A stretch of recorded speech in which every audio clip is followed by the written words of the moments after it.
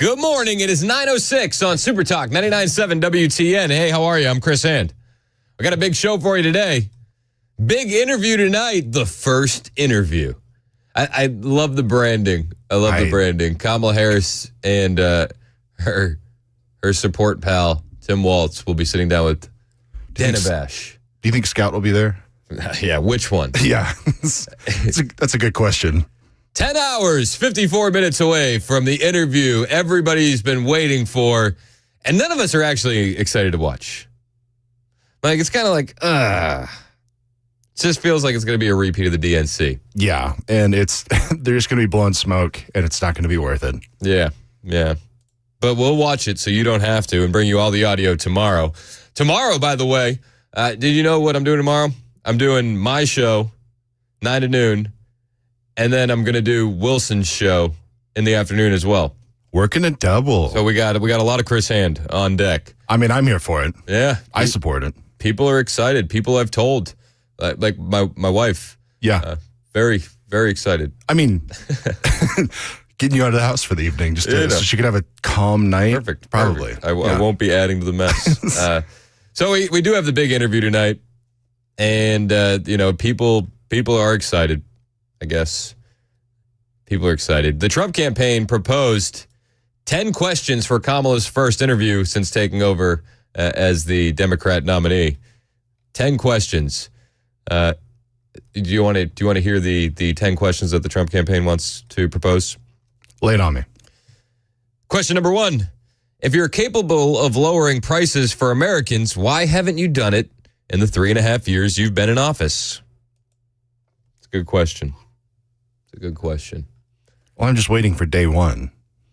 Question 2, you say housing affordability would be a day one priority if you were elected. Why is it not a priority now? That's a good one. Question 4, you talk a lot about freedom, but what about the freedoms of Laken Riley, Rachel Marin, Jocelyn Nungaray? It's true. I don't know if you heard Dan's interview on the way in. He had it with a city council member from Aurora, Colorado, talking about Tren de Aragua and the gangs that are taking over in the Denver area, just absolutely taking over apartment complexes. I know Johnny's going to get that podcasted. I don't want to steal the thunder. It was one of the best interviews I've ever heard and eye-opening on what's happening there. These gangs are just vicious. They have green lights to shoot police officers. They're taking over apartment complexes. They're even black market selling gasoline. Holy wow. That's nuts. It is. The interview was jaw-dropping. So definitely go check that out after the show. If you have time, if you missed it, you got to hear that. We're talking about questions that the Trump campaign suggests Kamala Harris should be asked during this interview. The Trump campaign wants them to ask, Trump didn't need a border bill to secure the border. Why did you support executive actions like stopping construction of the border wall and halting deportations that intentionally unsecured the border? Why did you support that? You know, they say it's all Trump's fault, it's Orange Man's fault, but they also bragged for the first few years about all the executive actions they took under the Biden-Harris regime to dismantle the Trump-era policies. Another question that they want to have asked. Trump was the first president in decades to start no new wars. Under your watch, wars are popping up in Europe and the Middle East. Why is that? Another question. Why did you conceal Joe Biden's cognitive decline from the American people? We have a very bold and vibrant president. Yeah, what we do? Why did you hide that? Another question that she should be asked, but obviously won't, that the Trump campaign is suggesting. You supported the Defund the Police movement and have said that more, and you have said more that police doesn't mean more safety. Why do you want fewer police officers? I think the residents of Aurora, Colorado would like to know about that. Another question, you've called for getting rid of cash bail and your campaign hasn't backed away from it. Why do you still support such a radical view? It's odd that they haven't backed away from that one yet. They've backed away from just about every other policy, from fracking to building a wall. And finally, a question that should be asked. You've sent anonymous aides out to claim you've abandoned the radically liberal positions that you've held for decades. Do you think lying to the American people is the best strategy? Yes, actually, they do think lying to the American people is the best strategy. That's the only strategy they have. They're running a combination of the Obama change strategy with the Joe Biden basement strategy. I lifted that from Cameron Smith over at the Tennessee, and he nailed it. That's the strategy they're running. It's a combo. But they're gaslighting nonstop. The American people don't actually believe it. There's a new poll out this week from The Economist and YouGov, and it notes that most voters think that President Trump is a strong leader and that Vice President Harris is a weak leader. And I think that not giving an interview for all of these days and that this is being billed as some sort of momentous occasion really demonstrates that. Donald Trump has been giving interviews nonstop. His surrogates for the campaign have been giving interviews nonstop. We're going to play some of the RFK interview today with Dr. Phil. Donald Trump just did an interview with Dr. Phil. Donald Trump also is absolutely embracing the podcast strategy that was really effective early on in RFK's campaign. He's hitting so many podcasts. They're giving so many different interviews. But this poll that was published Wednesday asked almost 2,000 adults, including a majority of registered voters, for their perspective on both major parties' candidates' leadership abilities. And there's a substantial gap. 56% say Trump is a strong leader. 19% say somewhat strong. 37% very strong. On the other hand, Kamala Harris, 38% see her as very weak. 38. That's not a good look. Not a good look. Tulsi Gabbard said it yesterday during an interview. Again, another Trump surrogate who's not afraid to give interviews. She said Kamala Harris will get us into another war because she's going to hide that weakness and insecurities by trying to be too strong because she can't go to the table and negotiate peace the way Trump can. But we get gaslit nonstop by the media for Kamala Harris, nonstop online. There's a lot of people making noise about Kamala Harris. And the funny thing is that it's been exposed that Kamala's digital team has over 175 staffers attacking Trump online. Now, that may seem like a relatively low number, but you have to factor in sock puppet accounts.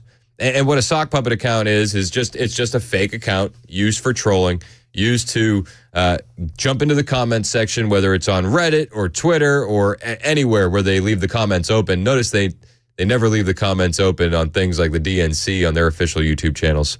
But they have these staffers out there online, and they're trying to change the narrative and the conversation on Kamala Harris. So their campaign has created a digital operation with over 175 staff members to attack Trump online. And again, it's not hard to run 100 sock puppet accounts. It's not. So the reach is actually pretty big with 175 people. A spokesperson for the Harris campaign told Axios the digital team is focused on using social media to break through a challenging media environment to reach voters who are most difficult to reach. How is it a challenging media environment when the entire mainstream media is in your back pocket? That's a challenging media environment. And they want to go into social media to reach voters who are most difficult to reach, i.e., voters who no longer buy into the mainstream media propaganda for Kamala Harris. So they have a digital mobilization team, Rapid Response, and these accounts are responsible for reacting to and capitalizing on trends and key moments in real time, often without approval from higher ups. Now, if you remember after the DNC, I put out, I talked about this the day after the DNC. I put out 2 Twitter posts. One of them, I mentioned Kamala by name, giving a critique of her performance. The other post, I didn't mention her by name at all. I didn't say anything about the DNC. It was just a vague critique. But if you were paying attention, you knew what was going on. The post that I mentioned Kamala Harris in, I get all of these drive-bys from random libs accounts because Kamala Harris has a digital response team, a rapid response team of 175 staffers, and they are searching nonstop for her name on social media platforms to go in there and change the narrative, to argue in favor of her. these accounts are very easy to spot, but if you're not looking for it, you don't notice it. Do you know what I mean? It's hard to see if you don't know what you're looking for. If you know what you're looking for, you can see it in real time. And that night after her speech at the DNC, I saw it in real time. You mention her by name, you get flooded with shills. You don't mention her, they don't know where to find you. It's fascinating. And it's very nefarious. I mean, there's all sorts of things that you can do online. You can buy Twitter accounts with substantial followings to maximize reach and then rebrand, rechange. You can do that with YouTube accounts. You can run sock puppets. It would be nothing if I was a Kamala Harris staffer for me to go in and have 4 or 5 sock puppet accounts and then find posts from different people and then have different attacks levied against those posts and make it seem like the majority are against the post, right? That's what they want to do. And the digital team has also tapped hundreds of online creators and influencers to create fundraising content and develop social media posts. You've probably seen a lot of these as well. The bright side for us is that the left can't meme, and these social media influencers really are just TikTok dancers. So it doesn't really tell you anything. Her voters really don't know anything about her policies. And they've been exposed nonstop. Savannah Hernandez checked in with Kamala voters. And she was, she's been everywhere, right? She's been at campaign rallies. She's been at the DNC. And she goes up to Kamala supporters and she just asks them reasonable questions. And you've probably seen videos like this online before as well, where it says, all right, tell me about Kamala's successes. What do you think was Kamala Harris's most memorable moment as VP? Ooh, I was gonna say all of the memes and the internet. Yeah, I was like, just her dancing all around. I'm just like, yes. I mean, when she was with, I think she was like making curry. Who was she with? I know what you're talking about. Mindy Kaling. Did those Kamala supporters just call her Indian and not black? Yes. Oh, all right. Anyways, that was really funny. That was really funny. That's her biggest accomplishment as VP. That was really funny. I think her most memorable moment was... I should go. I'm so sorry. Oh, all right. I think her most memorable moment was... Oh my gosh, I left the oven on. Oh my gosh. I should go. I'm so sorry. I'm so sorry. I'm so sorry. You ask them to think, they don't know what to do. I mean, like, I'm not really too crazy about anything that she has, but I just know that what she does have is actually going to work. All right, make that one make sense. I'm not too crazy about anything she does have. I just know that what she does have, it's going to work. Okay. I mean, like, I'm not really too crazy about anything that she has, but I just know that what she does have is actually going to work. And this is what we're up against in the election. Like, there is a plurality of people out there like this. Like, Donald Trump, his campaign has been predicated along the idea that he is going to reduce taxes, reduce inflation, and reduce regulation. And all of those things go against, like, my ideas as to what makes successful economic policy. Oh. I know. Wait. Okay. Donald Trump is for reduced taxes, reduced inflation, reduced regulation. And that all of that is opposite of what he thinks is good economic policy. Maybe it's best that we let them stay over there because I don't know.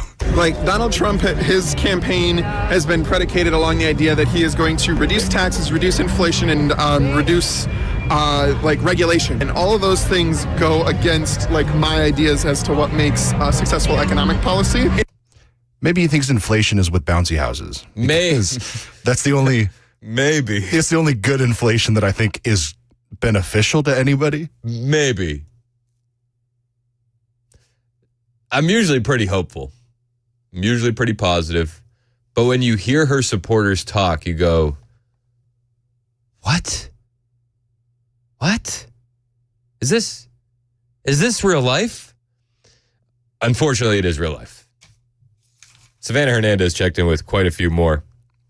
And we thank her for it because, holy cow. We do. We do thank her for it. I'll play more of what Kamala Harris supporters think. Spoiler alert, they don't think much. But we'll do that when we get back. It's 9:21 on Super Talk 99.7 WTN. It is August, and that means it's back to school time. My kids just went back. Your kids are probably back. But don't start the year off by giving your teacher something boring like an apple. You got a couple days left to take advantage of Busy Bee's buy one, get one free Beehive membership for back to school. For the month of August, they've been offering buy one Beehive membership, get one free, and you get to give it to your favorite teacher, coach, faculty, or staff member. It's a great deal, and that'll really grease the wheels for a good school year. The Beehive Club membership is awesome. It comes with 3 annual tune-ups, 1 for your heating, 1 for your cooling, 1 for your plumbing, 10% discount on repairs, priority front-of-the-line service, a $100 annual accrued replacement credit, and no overtime or holiday fees. Again, that's only $99. That's a good deal if you're only getting one for yourself, but you get one for your teacher, your faculty member, coach, or staff member as well through the end of August. Call Busy Bee, your Rude Pro partner, for satisfaction guaranteed. 615-775-7833. That's 615-775-7833. Online at busybeehvac.com. The guaranteed offer is the easiest way to sell your home. It's really simple. We bring you an all-cash offer. You close in as little as 21 days. No home inspections, no lock boxes, no open houses. Go to markspain.com to get a guaranteed offer and start packing.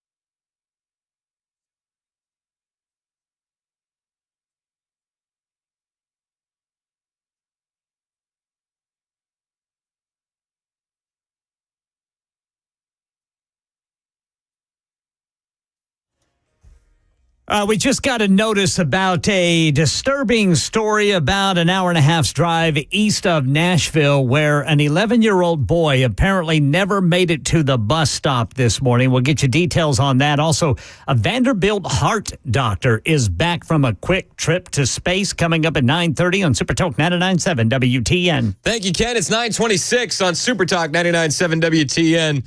Does your head hurt listening to Kamala Harris supporters?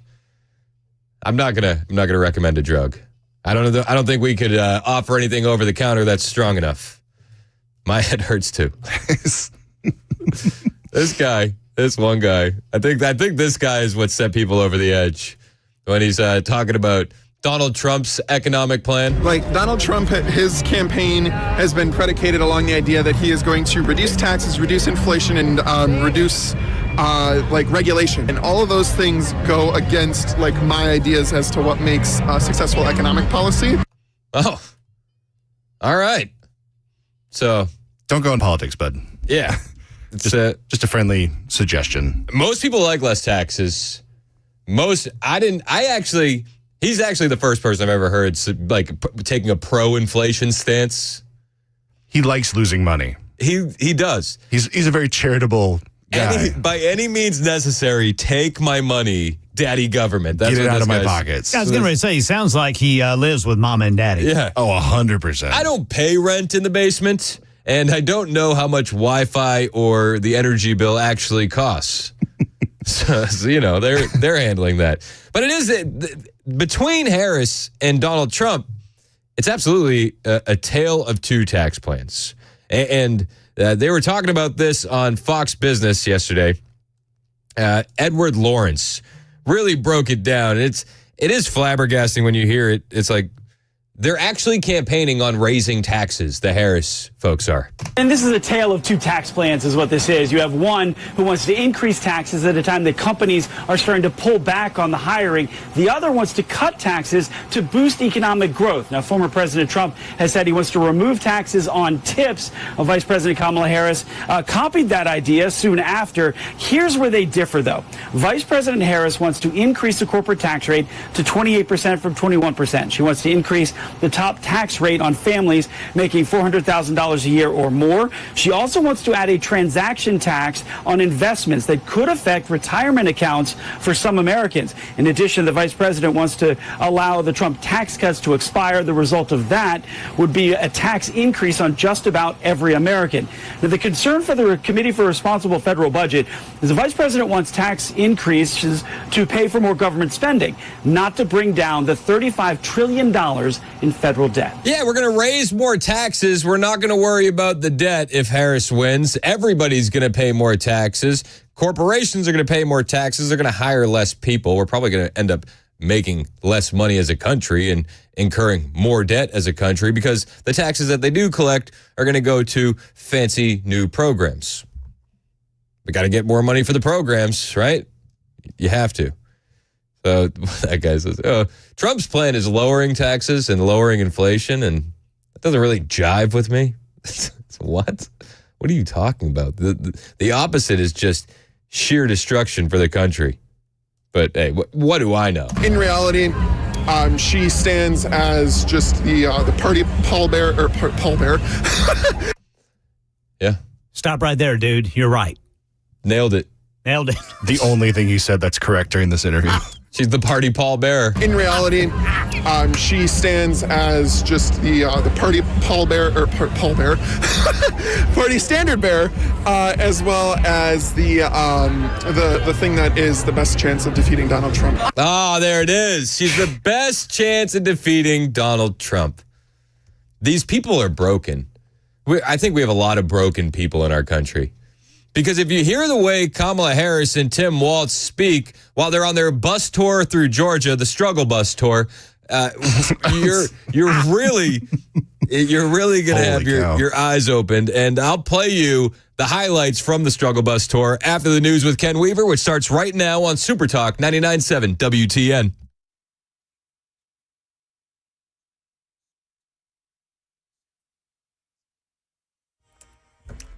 $9:30 on the dot. I'm Ken Weaver with your top stories, and you are among 17 million people in 12 states on alert for triple-digit heat today. Got the full forecast in 5 minutes.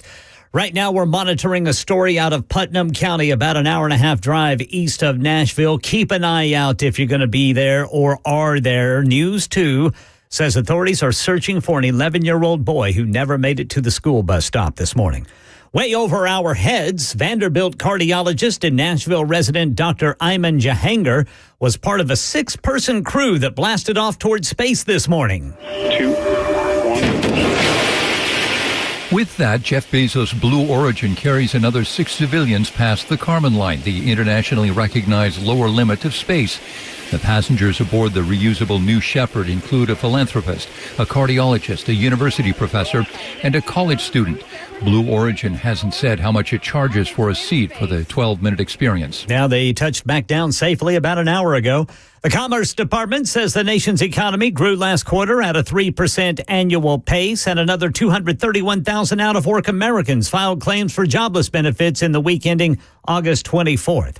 And once again, Americans are boarding planes and getting away. Sherry Preston has more on flight travel this Labor Day weekend. Just a few last-minute bags, and then we'll be on our way. The skies have been crowded all summer long, and Labor Day weekend is no exception. The TSA expects to screen more than 17 million passengers between now and next Wednesday. The busiest airports, the big hubs of Atlanta, Chicago, O'Hare, and DFW in Dallas. Records have been set all summer long for flight travel. The TSA's busiest days have all been in the past few months.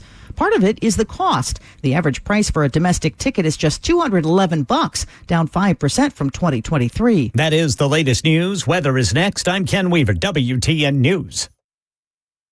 Hey, what's up, guys? This is Matt Murphy for Members Nutrition. I want to tell you about the Members Nutrition difference, and I want to encourage you to go over to the Members Nutrition website. Number one, they believe at Members Nutrition that they can sell vitamins and supplements at a lower cost point, and they're doing it every single day at membersnutrition.com. Number two, they want to make these products right here in the United States of America, not from some overseas company, and they do that every single day. I encourage you to go to membersnutrition.com. You'll get 50% off your purchase price at checkout. You don't have to put in any codes. Just go to membersnutrition.com. Once again, membersnutrition.com.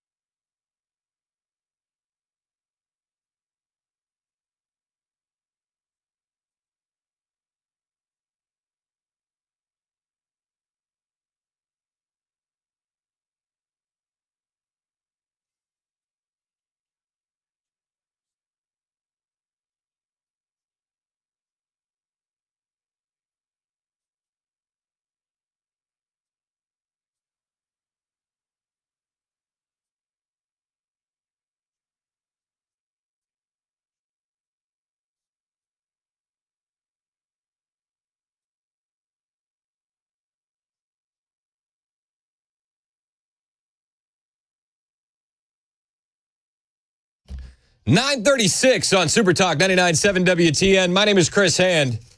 You've heard from the Kamala Harris supporters, but our supporters are a lot smarter, believe it or not. They're a lot more fun to hang out with, too. We want to hang out with all you guys. September 10th, debate watch party, Trump v. Harris. It's going to be a doozy, and we're doing it live. Scoreboard, Cedar Creek, Mount Juliet. All the details online, 997WTN.com, free to attend. Where if you've never watched a debate with a live crowd, there's no other way to do it. My first time was Trump-Biden, which was epic. I'm expecting this one to be even more insane. Yeah, getting to see that smackdown in person, wild. Oh, with a crowd? With a crowd, too. Because they're doing no crowd. They're doing no crowd on the debate. Yeah. But being in a room full of people that are hooting and hollering and yelling and calling out lies and laughing and screaming and all the same, like, slandering. It's just, it creates this atmosphere. It's like we could slander, Trump can't. Oh my gosh. It's such a good, fun time. And then you get to be around like-minded people, make new connections, network. They're like at all of our events, man, like, it's like such a collection of society, business owners, professionals, good dudes, good girls, just cool people. You get to make a bunch of new friends, too, that are all like-minded, get to enjoy the same content, and get to experience another layer of history as a group together. Yep. It's awesome. Sometimes when you meet new people, you're like, should I say this opinion that I have out loud? And around this crowd, it's like, dude, say it. You all have the same political beliefs. It's easy. Yeah, it's going to be comfortable. Fun. So it's cool. It's cool. We want everybody to join us. Scoreboard, Cedar Creek, Mount Juliet. It's going to be a blast. September 10th. Brian's starting a show there at 3 o'clock. The whole gang is going to be there. Myself, Mandis, Murphy. And last time, I just for the record, I just want to put the other guys just on notice. I had 4 little kids with me in Murfreesboro at Hop Springs. Yeah. I was the last host standing. I shut down the debate party with 4 kids running around. They're slacking off. You guys, I'm just saying. I'm just putting that out there. It's like we're in their home turf now. Yeah. They gotta show up. Step up. So, we want to see you guys out there again. Scoreboard, Cedar Creek, September 10th. The Struggle Bus Tour is happening. All right, so I said this to Mason the other day. We were like off the air. We were talking about like this stupid 2-day bus tour. Like, it's not a bus tour. Dumb. It's not a bus tour. They're going to be on there for like, what? They're going to be 5 hours? No, they're going to be on there for the photo op, and then they're going to get back in their separate, SUVs in the motorcade, and they're going to go. Just so stupid. So anyway, I called it the Struggle Bus Tour. We both thought it was really funny. So it's the Struggle Bus Tour. Struggle Bus Tour is happening, and Kamala met with a high school yesterday. She met with some kids. I don't know why she's not meeting with voters, but she decided to meet with some kids, and she visited this school, and she wanted to, share some inspiration, be a human. And she didn't do a good job at, just being human. We did learn something about her, though. She said she used to be in band. She's in the band room. Oh, no. And this is a high school. And she talks to them like they're in 2nd grade, like 1st grade. Like, actually, I don't even want to say that because, like, I have a 1st grader now, and I wouldn't talk to him this way. And I will tell you, I was in band when I was your age. So I know a little bit about, coach knows about the players, right? And all that you all are doing, it requires a whole lot of rehearsal, a whole lot of practice, long hours, right? Sometimes you hit the notes, sometimes you don't. She doesn't know a lot about rehearsal. Yes. Sometimes you hit the notes, sometimes you don't. She's got a lot more misses. I don't think she was ever first chair. No. She was put in the back of the orchestra. Honestly. I wouldn't put her up front. No. Right? But all that practice makes for beautiful music. And that is a metaphor, that is symbolic for everything that you all will do in your lives. This is what she's doing on her campaign. Listen, they understand that they can't fill up rooms. They can't get the photo ups they want. So, all right, well, let's put you in front of some kids that have to be there. It's a mandatory school meeting. She runs in on them on 3rd period. They're like, what is this? The only way she could fill a gymnasium. Honestly. And then she decided to lecture the kids about teamwork. Our country is counting on you. All of you. You are leaders. By the very fact that you all are here in this room. You have to be there. It's like, well, we had to do this to graduate. It's a required part of my government class. This is how they're spending their time. This is the Struggle Bus tour. Doing what you do at this incredible school, doing it as one big team, understanding all of the different parts that fit together to create a team. Oh, deep thoughts with Kamala Harris. That's a new one. I haven't heard the teamwork with all the different parts that fit together. She's trying to make it work with Tim, and it's why they're having their first interview together. Yeah. He didn't jump in and save her there, though. It's hard to. He should have. He should have been like, all right, kids, I used to do this. Let's take a seat, Kamala. I'm a coach. I'm a coach. I'm a Midwestern folksy guy. Midwestern folksy guy did have a speech, and we got some audio from his speech. He's talking about getting attacked by the Wall Street Journal. I got attacked by the Wall Street Journal for being richer than my disclosure says because I have 2 defined benefit pension plans.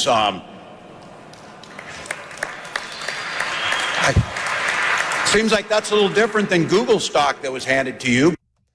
So is he attacking stock? Listen, Tim Walz doesn't own any stock. He doesn't own any real estate. It's actually very weird that a guy with all these benefits doesn't have any of that. It seems like a gross waste of your resources. One of the things that people really loved about Trump was in the 2016 debates with Hillary Clinton. She said he doesn't pay his taxes, and Trump looks at her. He's like, "You're right. I don't. I follow the tax code. Your friends don't pay their taxes either, and you've been in government for all these years, and you could have changed it." But your powerful donors wouldn't help you. And it was like he dunked on them. He's like, yeah, I use the advantages that are before me in my advantage, right? Tim Walz doesn't do any of that. And he's going to be a heartbeat away from the White House if they win. The Wall Street Journal is attacking me because I'm richer than I said I was. Like, I'm actually more shocked that leftist rags like the Wall Street Journal are attacking you. But hey. He also bragged about the American Rescue Plan. As vice president, she cast the deciding vote on the American Rescue Plan. Yeah, and she also cast the deciding vote on the Inflation Reduction Act. And many economists point to both of those as one of the reasons why our inflation went through the roof. Luckily, her supporters, they don't like Donald Trump's policy of bringing down inflation, so maybe this is a good talking point for them. For average Americans, when they're looking at the in-store prices, though, it's not a good talking plan. But they say that they're going to lower taxes. We'll keep fighting to protect your retirement benefits, lowering taxes for working families, and finally making corporations just pay their fair share. They're doing fine. They can pay their fair share. Yeah. You're going to raise corporate taxes. You're going to let the Trump tax cuts expire. That's going to hurt working families. If you raise corporate taxes, that means that corporations are going to create less jobs. If you let the Trump-era tax cuts expire, well, then everyone is going to be paying more in taxes. And wages aren't going up at the rate of inflation, so everyone is going to be making less. Weird things to brag about. And then he's talking about the debate. We talked about the debate. We're going to be at Scoreboard, Cedar Creek. And he's talking about the debate, and he says, please watch, even though you might be busy with Monday Night Football. Kamala Harris, she's ready to hold him accountable on the debate stage. Sure. Tell me you're not looking forward to that. Look, I know you're busy. You're going to be watching Monday Night Football or something. The debate's on a Tuesday, so I don't. Does Tim Walz not know when the debate is? Or is he more focused on the co-interview? You're going to be busy watching Monday Night Football. Tell me you're not looking forward to that. Look, I know you're busy. You're going to be watching Monday Night Football or something. But it's going to be good. It's going to be good because, again, as I said this is going to impact you. He doesn't seem too confident. He doesn't doesn't seem very confident at all. It's going to be good. It's going to be good, says the increasingly nervous man. I'm looking forward to it. But their supporters, they have no idea what's actually happening. They can lie to their supporters because their supporters aren't paying attention. Kamala voters, you've seen these videos all over the internet. They're asked, tell me her biggest accomplishments. Name her biggest successes. And it's always the same. Harris's biggest accomplishment to date as vice president. I don't know. I don't feel comfortable doing this anymore. She was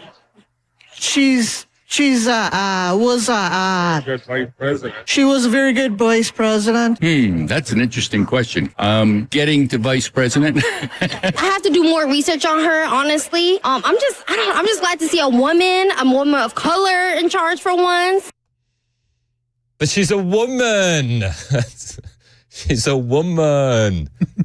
Do you think somebody would bring this same energy if Tulsi Gabbard was, running on a third party, or if Sarah Huckabee Sanders was the Republican nominee? Do you think we would get the same "she's a woman" energy? Would they give them the benefit of the doubt the same way that they give the blue no matter who crowd? I'm just glad to see a woman of color in charge for once. That's it. I haven't followed her political career that closely. That's a good one. I don't know. Yeah, I don't know. I was like, maybe you're just pretending to be dumb. Now I don't think it's an act. Honestly, I kid you not. I could have filled up 3 hours today just on Kamala supporter videos, not knowing her accomplishments or being able to sell her as the person for the job. I mean, I need a good laugh today, so I wouldn't be upset, but there's a lot to talk about today besides just incompetent people. It's so crazy, man. It's insane. There's so many of these. Okay, well, I appreciate when she was vice president how much they did for student loans and for holding things off for that. Allegedly. Yeah, actually, spoiler alert, Supreme Court just shut down student loan forgiveness again. So, again is the key word there. Underline that. So the one thing that she really likes, this woman, it's not working out that way.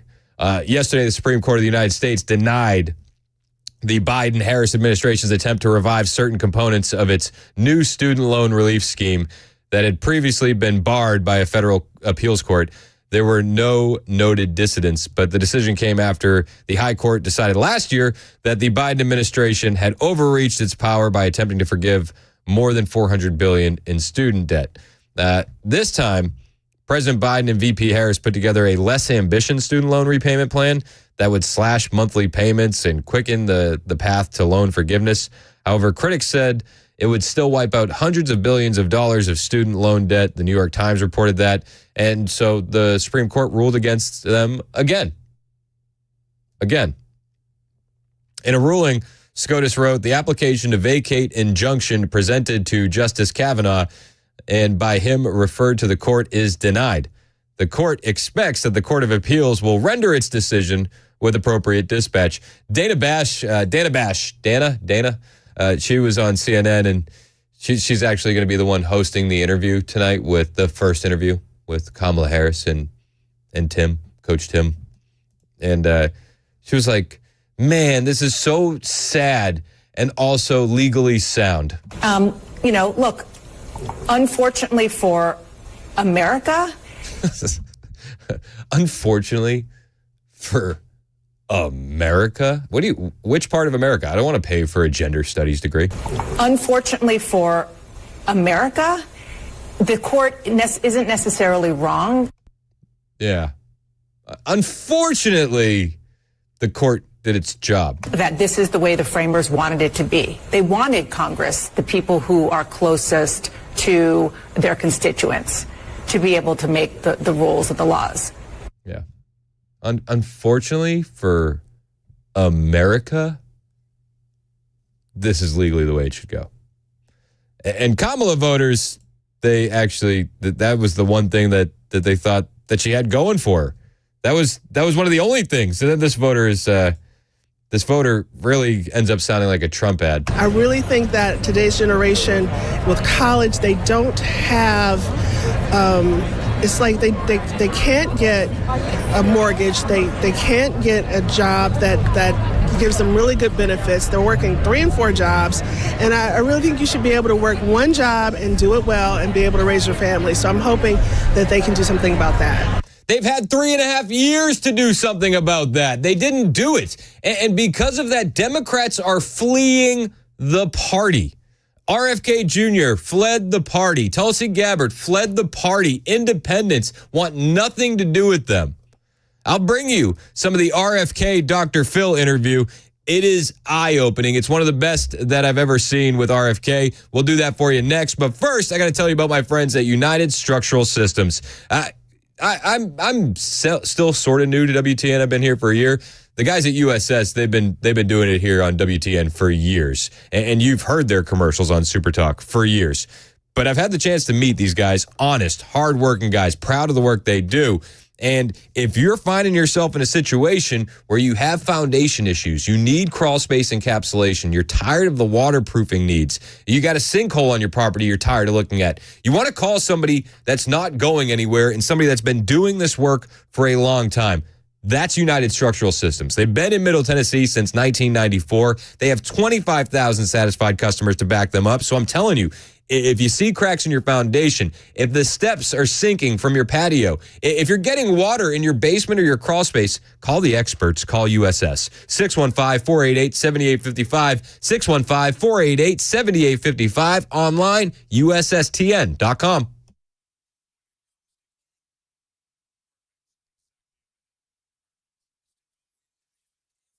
Hey, it's Dan Mandis, and I am so glad that California Closets has fixed my closet catastrophe. After exact measuring and planning, they came over and got to work. Yeah, once it was all plotted out on their 3D CAD system, the pieces are measured, cut, and precisely installed into my space. It was clean, fast, and professional, and above all, my new closets look and function great. Now, this was my dormer, and now this is my new dormer thanks to California Closets. Look at all of this added space for shirts and shoes, you name it, and it is cut so precisely, simply amazing. And my old closet that has now been reborn as the ultimate in style and functionability, making the best use of the space that I had. They can work on just about anything: bedrooms, garages, home offices, closets, pantries, and so much more. Find them online, CaliforniaClosets.com, and see what they can do for you. You can schedule a free design consultation. Mention my name, CaliforniaClosets.com.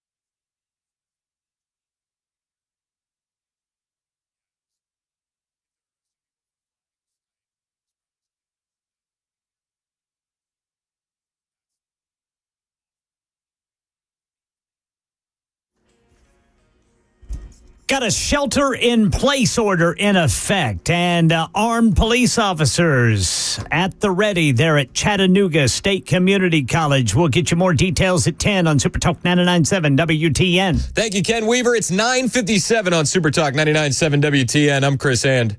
The media's been in an uproar over RF Kennedy, RFK Jr. He's obviously he's endorsed Trump. You've heard that, but they're demonizing him every chance they get. Did you hear what James Carville said? He said Kennedy should be in a padded room. I really feel sorry for the Kennedy family because I'm going to remind them, you can pick your friends, you can't pick your relatives. And if Bobby Kennedy lived in a more humane country, they would have him in a nice rubber room and, 3 hots in a cot and take care of this guy. He has no business being out on the street mixing and mingling with people, but this is where we are in this country. We have a mental health crisis. We have a mental health crisis. Robert F. Kennedy. These people are really relying on low information voters to not listen to anything Robert F. Kennedy has to say. Because if you listen to the interviews, he's actually very clear, very well spoken, and he makes solid point time after time after time. He talks about, with Dr. Phil, his conversations with Donald Trump and how really the thing that they both lined up with was the mission to end chronic disease. Now listen to RFK talk here, and you tell me if you think that he should be locked up in a padded room or if James Carville is just towing the line for the pharmaceutical industry and the medical industrial complex. I had this interesting series of meetings with President Trump in which he really surprised me by strongly endorsing the mission for his presidency, saying that he wanted his legacy to end the chronic disease epidemic in this country. And that's been my central mission for the past 20 years, is addressing that issue. What's happening to our kids? We have the sickest children in the world. When I was a kid, about 6% of American children had chronic disease. Today, it's 60%. And these are in basically major categories like neurological illnesses, which is ADD, ADHD, speech delay, language delay, tics, Tourette's syndrome, narcolepsy, ASD, autism, autoimmune diseases like rheumatoid arthritis and juvenile diabetes, and then the allergic diseases like peanut allergies and food allergies and eczema. And all of these appeared in the mid-1980s. What a psychopath. Put him in a padded room for wanting to end chronic disease. But the media will gaslight you. There's a lot more that RFK had to say. He talks about when the red line in the sand was where these chronic diseases really started popping up. He says we're being poisoned for profit. And Dr. Phil completely agrees. I'll play you the interview from RFK and Dr. Phil. He really talks about chronic disease, and then he talks about censorship. And the conversation on censorship needs to be had. RFK is unafraid. Maybe that's why they want to lock him up in a padded room. I'll bring you those clips next. It's Super Talk 99.7 WTN.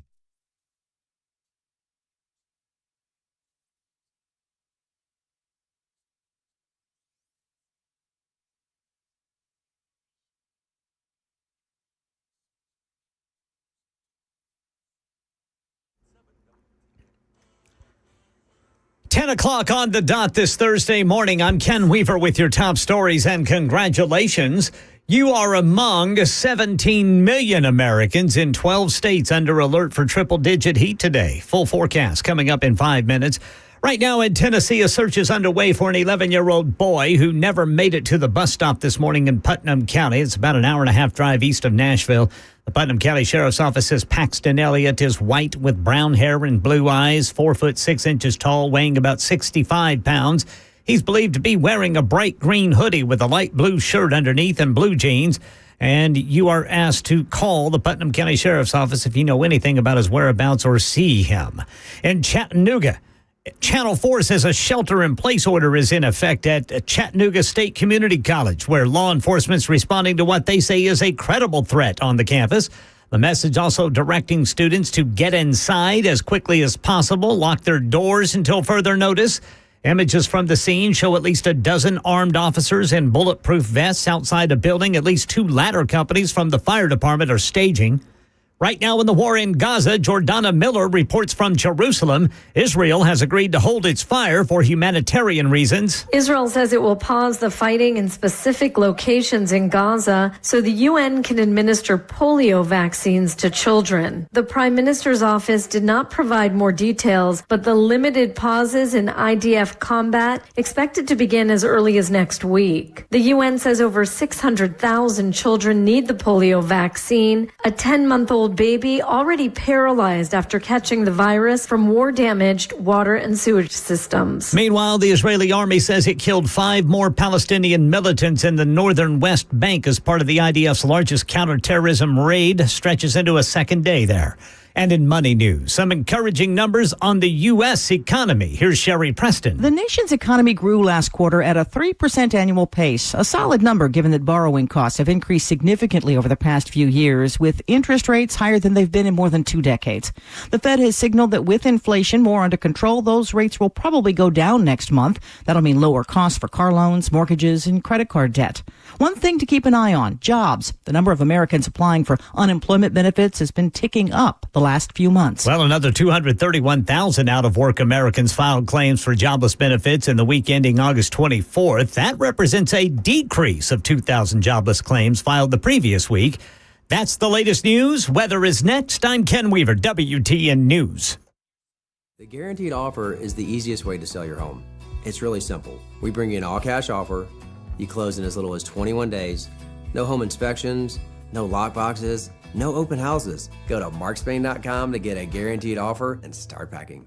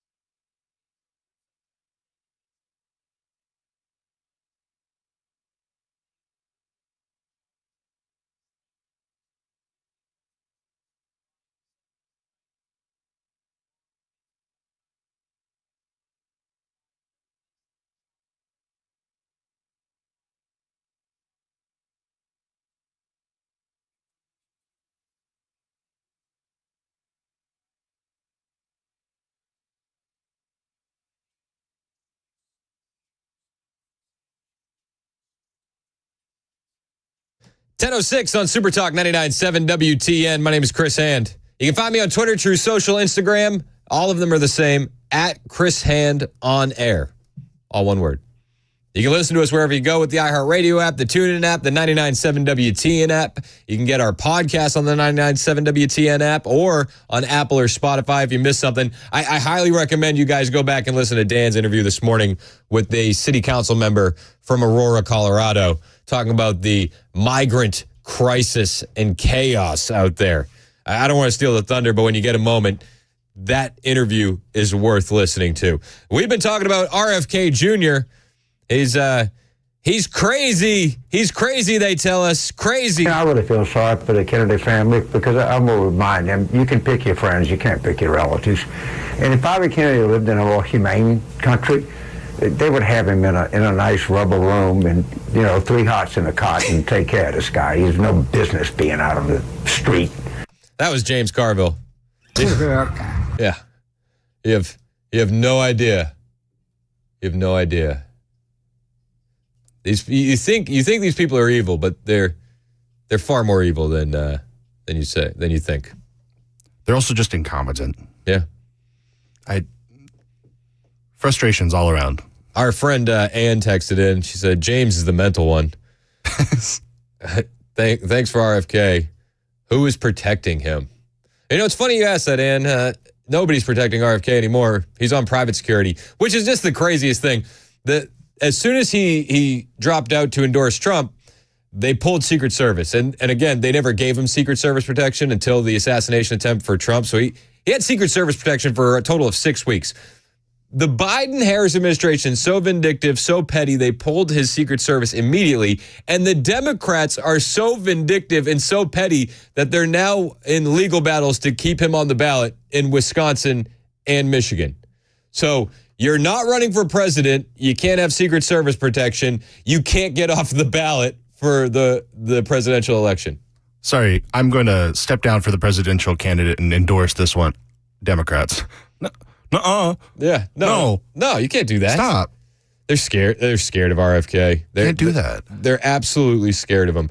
It's because he's bringing in a lot of independents and a lot of moderates. And he's bringing in not just like voters, but like thought leaders. You see guys like Brett Weinstein, who's an author and very independent. He's like, no, we have to just beat the blue team no matter what at this point. And he's like, at least a guy like Bobby is in there, and I know that some of my views are going to be represented. The team of rivals thing is real, and it's being built, and they're terrified of it. Listen to this.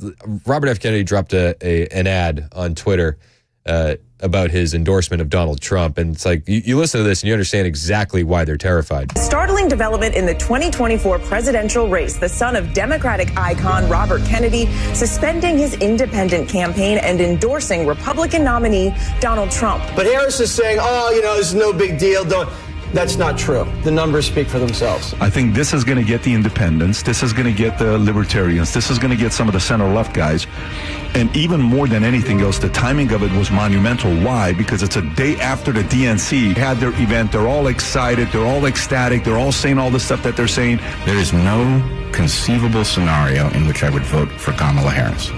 I just simply will not do it. Am I open to voting for Trump? I am. I'm especially open to it if he is partnered with Bobby Kennedy, because what that tells me is that my values, which are a much closer match for Bobby's, are represented in that administration, and that's really what I want. Yeah, and those values aren't going to be represented in the Harris administration at all. They're just going to raise your taxes, start more wars, and devalue the middle class even more than they've done in the last 3.5 years.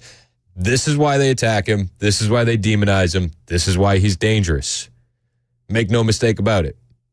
He's bringing in new people to the party. Mason and I were talking off air. Are you technically Gen Z? You technically. Yeah. So, I'm right on the border of millennial and Gen Z. So like your friends are in the Gen Z category. I'm millennial, which is objectively the best generation. Yeah. We got out by a month. We grew up without the internet, and we know how to use the internet. Yeah. So it's the best. But Gen Z voters, independents, RFK kind of makes them turn their head a little bit, does it not? Oh, 100%. Like a lot of my friends were leaning towards RFK as a viable candidate for voting for if they weren't going for Trump. It just made more sense to vote for them because Kamala and Biden was a no-go for sure because of how wild they talk. Yeah. This is why they're terrified for Bobby Kennedy. And this is why they want to demonize him on the TV and not let you listen to any of his clips. They're not going to play any of his interview from Dr. Phil on CNN. They'll just have James Carville up there saying he belongs in a padded room. Because when you listen to him talk, he makes a lot of sense. And the last thing that we can have the people doing is thinking. So he said, listen, when it came to Trump, we disagree on a lot of things. He wanted to build a team of rivals. We wanted to focus on chronic disease. We wanted to focus on government censorship. We wanted to focus on not starting new wars. And if that's the case, there's only one way to go. That's dropping out and endorsing Donald Trump. And he made the point when he's talking about chronic disease here that things changed in the 80s. You know, when you look at the autism rates, the peanut allergies, all of these things that Bobby Kennedy lists, these weren't things when we were kids. It just wasn't there. And these are in basically major categories like neurological illnesses, which is ADD, ADHD, speech delay, language delay, tics, Tourette's syndrome, narcolepsy, ASD, autism, autoimmune diseases like rheumatoid arthritis and juvenile diabetes, and then the allergic diseases like peanut allergies and food allergies and eczema, and all of these appeared in the mid-1980s. Yeah, so this is when they started. This is when they started. I was born in 88, and I remember growing up, peanut allergies weren't a thing for me, but now, I mean, my kids, it's like everything's peanut free. Like the explosion can't be denied. So there was a red line in the sand, right? And they say it was in the 80s. Now, in this clip that you're about to hear, he mistakenly says 85. They correct it on the screen, and they say the red line in the sand was 1989. And they say these things weren't around when you were kids, and they definitely were less prevalent when Mason was growing up or when I was growing up, and it's exploded among kids that, are my kids' age. Oh, I never saw anybody with any of these diseases when I was a kid. I grew up in the 50s, and these weren't issues. They weren't issues. You didn't know anybody who had diabetes. You certainly did not know anybody who had autism. And now... Or peanut allergies. In fact, Congress asked the EPA, tell us what year these epidemics began. EPA scientists came back and said it's a red line, 1985. They corrected on the screen. They say 1989. He misspoke there. That gives us a hint about the culprits, because we know it's not a genetic injury. Genes don't cause epidemics. They may provide the vulnerability, but you need an environmental exposure, an environmental toxin.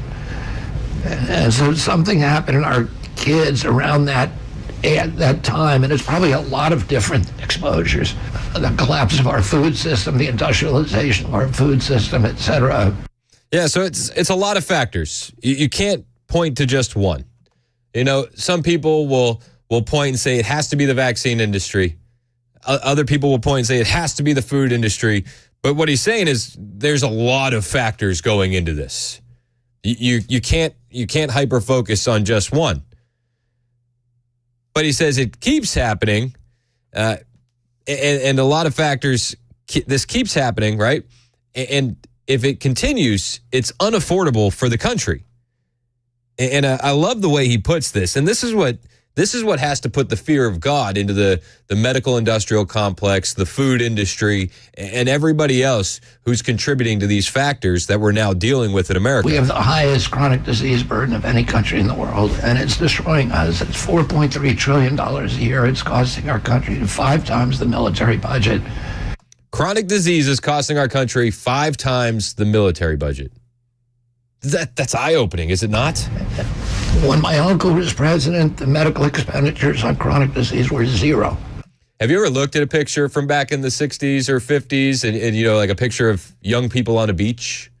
Or go back and look at the pictures of Woodstock. You don't see chronic disease. You don't see chronic obesity. Now look at a picture from the beach in 2024. You can't look at one and not see that. Today, it's 95% of our healthcare expenditures. It's sinking our country. And we're getting sicker and sicker. We're paying twice what Europeans do for healthcare. We have the worst healthcare outcomes in the world. And you know, he says we're paying twice what Europeans pay.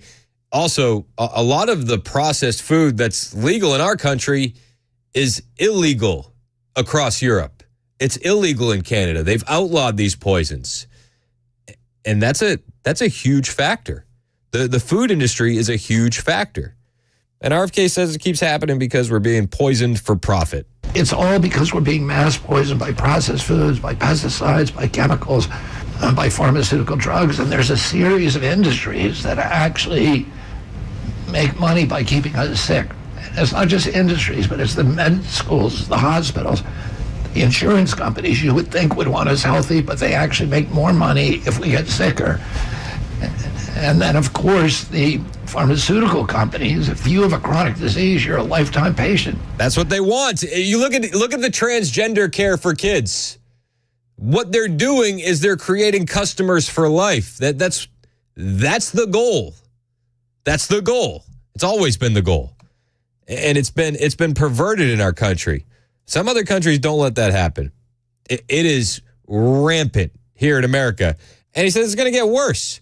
You know, we've all heard the Ozempic stories. We've all seen Ozempic on TV. The advertisements are everywhere. The Wegovy, all the things. And listen, if you need to lose some weight, I'm not knocking you for doing anything you can to do it, right? But RFK makes the point here that they're trying to make Ozempic get paid for by Medicare. And if you look at the cost risk analysis in that, it's insane. This drug Ozempic cost $1,500 for a week. And there's now a bill before Congress that would force the insurance companies, Medicare, to pay for it for every American who's obese. Well, that's 74% of our population. It's crazy. Right. That's going to be $3 trillion a year. And for a tiny fraction of that, you could give every American 3 meals a day of organic food and diabetes would disappear overnight.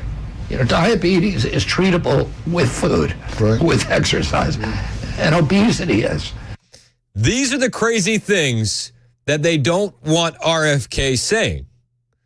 You can treat that disease with food by correcting your diet, by exercising. This is actually, it's been proven over time, with the right diet and exercise, you can treat obesity.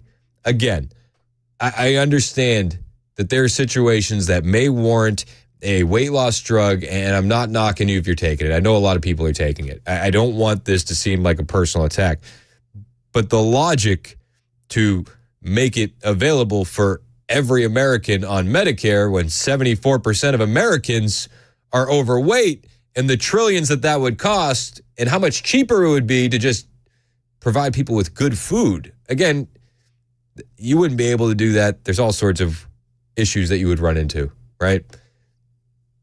But the facts are true. You can't afford it.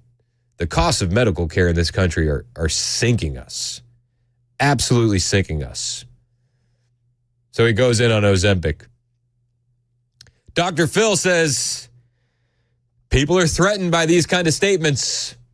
You start talking like this, people are going to get a little iffy about you, Robert. You can't say these things in public. Robert F. Kennedy responds when we get back, telling him exactly why he's unafraid and why he'll keep saying this stuff. Because, spoiler alert, it happens to be true. It's 1021 on Super Talk 99.7 WTN. My name is Chris Hand. We got a great new sponsor on the show, Kingdom Fence Company. I just got a text from somebody on the Super Text line, said Kingdom Fence was over to my house. Awesome guys. Awesome guys. It's because they put their faith into their business. And when they put their faith into their business, you can put your faith in their fence. Whatever kind of fence you need, chain link, privacy, vinyl, aluminum, dog fence, pool fence, they got it all. 615-390-5891. That's 615-390-5891. Kingdom Fence Company. KingdomFenceCompanyLLC.com.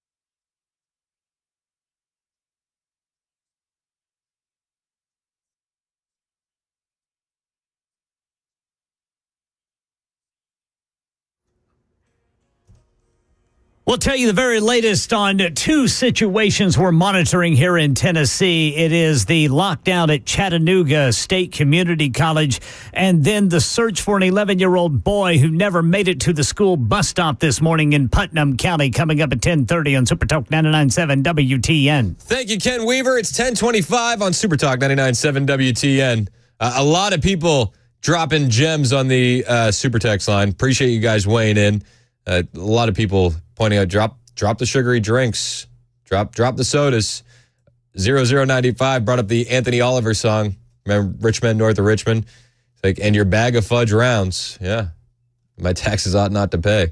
Also, there's a big argument on which generation is the best generation, because I said millennials were pretty good. Pretty good. So it's just my personal bias. I understand you have yours as well. I would say Gen Z is one of the greatest generations, but we're not. We haven't had a chance to do anything better yet. No. Well, you will. You will. Fingers crossed. Hopefully. We're taking this country back, and I love to see it. The energy's high. RFK Jr. has definitely brought some much-needed momentum to the Trump campaign, stealing much-needed momentum from Kamala. Fake momentum, fabricated momentum. But how quickly even mainstream media forgot about the DNC, and they went on to demonizing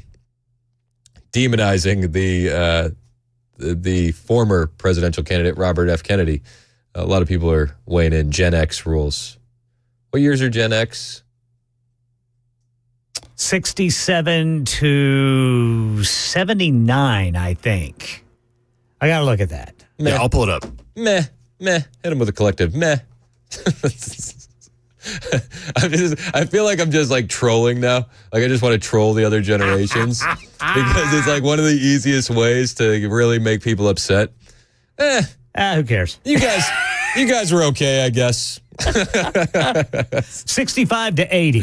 65 to 80. All right. The tail end of you guys were pretty cool. That wasn't on you guys. That was just what was happening. It was just, it's just what happened. That's so funny.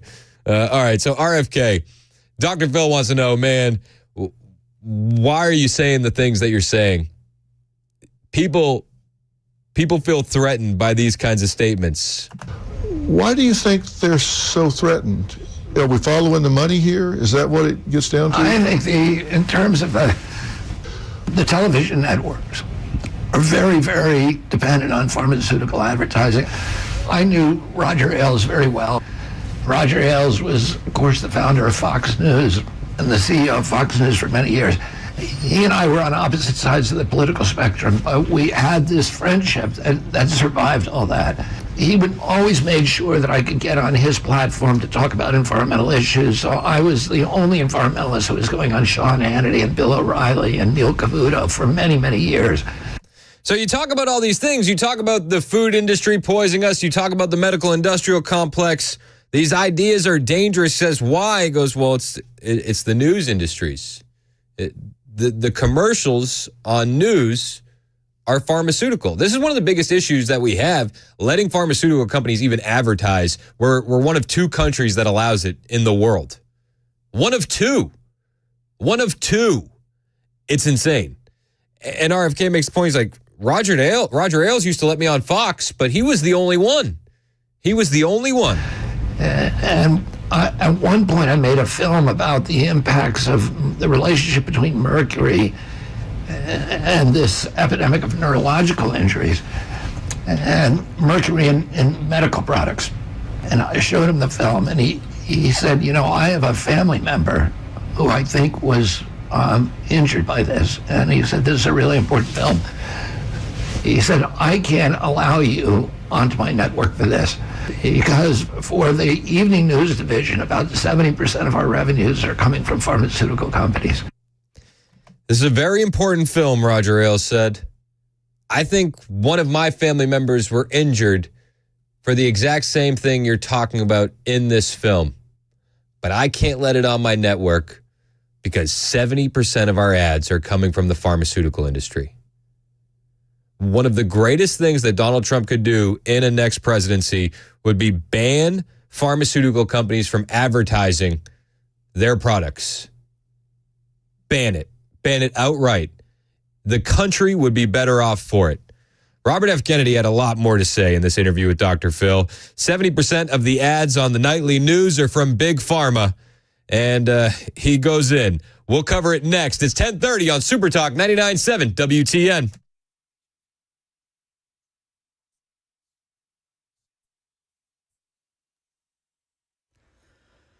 10:30 on the dot. I'm Ken Weaver with your top stories. We'll tell you just how hot it's going to be today during the full forecast in 5 minutes.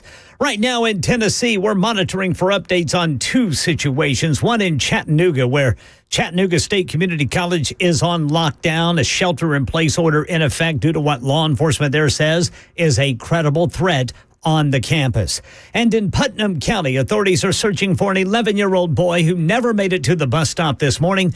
Paxton Elliott is white with brown hair and blue eyes, 4'6" tall, weighs about 65 pounds. He is believed to be wearing a bright green hoodie with a light blue shirt underneath and blue jeans. The Putnam County Sheriff's Office asks if you have any information on his whereabouts or have seen him, call them.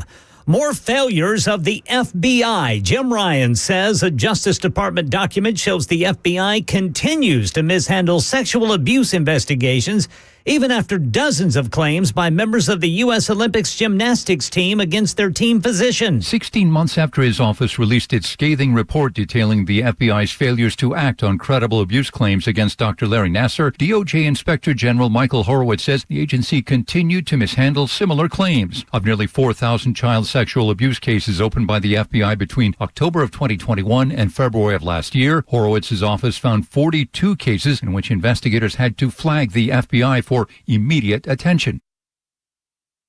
Holiday travel gas price drop. If you're opting for the roads over the skies for your Labor Day, you might be pleased when you pull up to the pump. And after you gas up, Stephanie Ramos tells us the best time to leave. Avoid leaving today and Friday during the afternoon and early evening. Mornings are your best bet. If you are heading out today or Friday, that is your best bet for smoother traffic. And good news on gas prices. AAA projects the national average to drop from last year's $3.81. This morning, the national average stands at $3.36.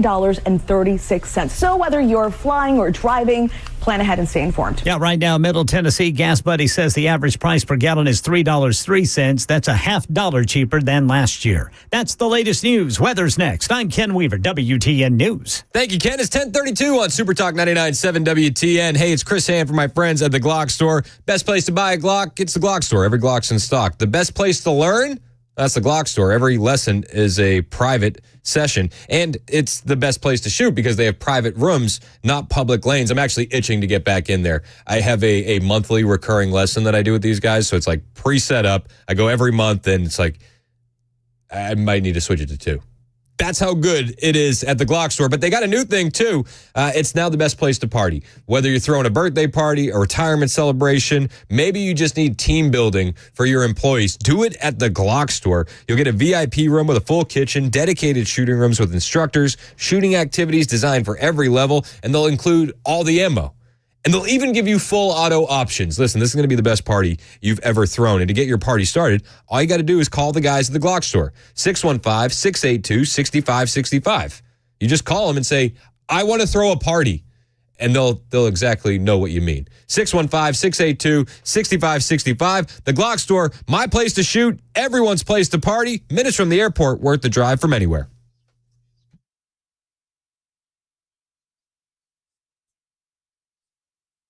Hey, what's up, guys? This is Matt Murphy for Members Nutrition. I want to tell you about the Members Nutrition difference, and I want to encourage you to go over to the Members Nutrition website. Number one, they believe at Members Nutrition that they can sell vitamins and supplements at a lower cost point, and they're doing it every single day at membersnutrition.com. Number two, they want to make these products right here in the United States of America, not from some overseas company, and they do that every single day. I encourage you to go to membersnutrition.com. You'll get 50% off your purchase price at checkout. You don't have to put in any codes. Just go to membersnutrition.com. Once again, membersnutrition.com.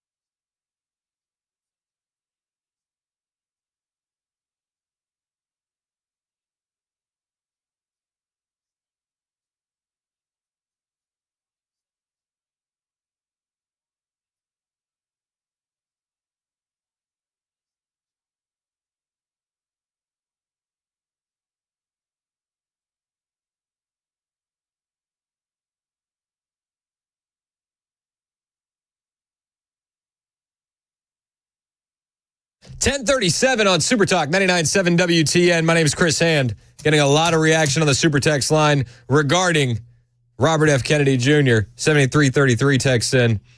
Said, this is what I love about RFK. The pharmaceutical industry isn't always our friend, but RFK loses me on abortion and climate change, which are both big issues for me. He loses me on abortion too. Completely agree. However, on the climate change thing, did you watch the Tucker Carlson interview? The way he breaks down his love of the environment, it's actually really good. It made me view him a little bit differently when it comes to energy, the Green New Deal and the renewable energy scam. And I love the way he said the way the Democrats are doing it is wrong. So they always want to quantify it. They want to quantify carbon. They want to put a number on it. That's what the devil does. I was like, oh? And he said, yeah, that's what the devil does. God will speak to you through nature, through the bees, through the birds, through the trees, through the mountains, the rivers. This is RFK saying this. He says, you don't need to quantify it. You need to keep it beautiful. It was actually really eye-opening. If you didn't see that, definitely check it out. Totally agree. He loses me on abortion as well. But he wasn't brought into the Trump campaign for his views on abortion. They were brought in to do big tent politics and focus on some very key specific issues. The chronic health epidemic in our kids, which is very real. The medical industrial complex, the ultra-processed food industry, no new wars, and censorship. He said that we can put our differences aside on other topics and focus on the issues that we truly care about together. And I'm fine with that. I think that if we're looking for the greater good here, this is how we get the greater good. And I've said numerous times on the abortion topic, I understand that people want a total ban. I'm in full agreement with you. I think that it's abhorrent. But we didn't get here all at once. Do you know what I mean? Abortion in this country didn't get to where it is overnight, and we're not going to get it back overnight. And as conservatives, sometimes we get in our own way and we don't realize that moving the chains down the field is pretty good. And we have to be able to accept incremental successes towards our goal. We have to. Because if we don't accept that, then we're never going to hit the goal, because it's not going to happen overnight. So, getting more pro-life justices on the court, getting Roe v. Wade overturned. These are moving the chains down the field. And we have to keep pushing and keep going there. And then on issues where we agree with people, we have to be able to welcome them in and work together. This is something that the Democrats didn't want to do with RFK. This is why he's on our side. And we can agree with him on the big issues. We can agree that Big Pharma isn't always our friend. Big Pharma cares more about profits than people. We can agree on that. We all lived through COVID, right? The Biden-Harris administration will tell us that they beat Big Pharma. It's like, no. You mandated an experimental gene therapy and then had people fired for not taking it. It's not exactly beating Big Pharma. It's not exactly. And when you see the way they demonize RFK Jr. in the media, it's because he's speaking truth. He's speaking truth to power. He was saying in this Dr. Phil interview, 70% of our ads are from pharma. And he said that he had this documentary that was correlating injuries from mercury in medical products to real life injuries. Roger Ailes said, I think this happened to someone in my family. We all have stories like this. We all know somebody. This is the crazy thing. We all know somebody who has a story like this, where, kids go in for a routine medical exam, a wellness check. That's what they call them. And then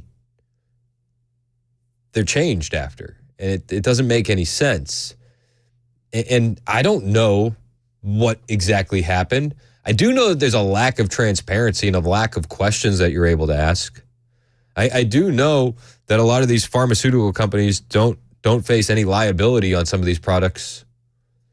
And I think that's a bit strange. I do. I'm not a fan of that.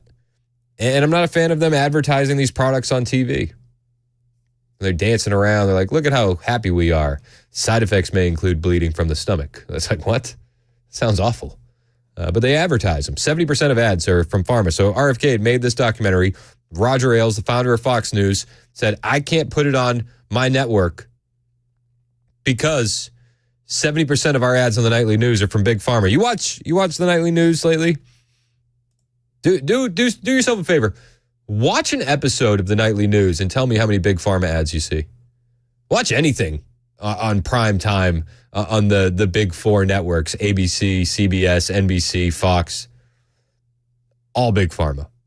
This is why you can't have these conversations. Follow the money. So Roger Ailes said that if any of the hosts had him on to talk about this documentary, he'd have to fire them.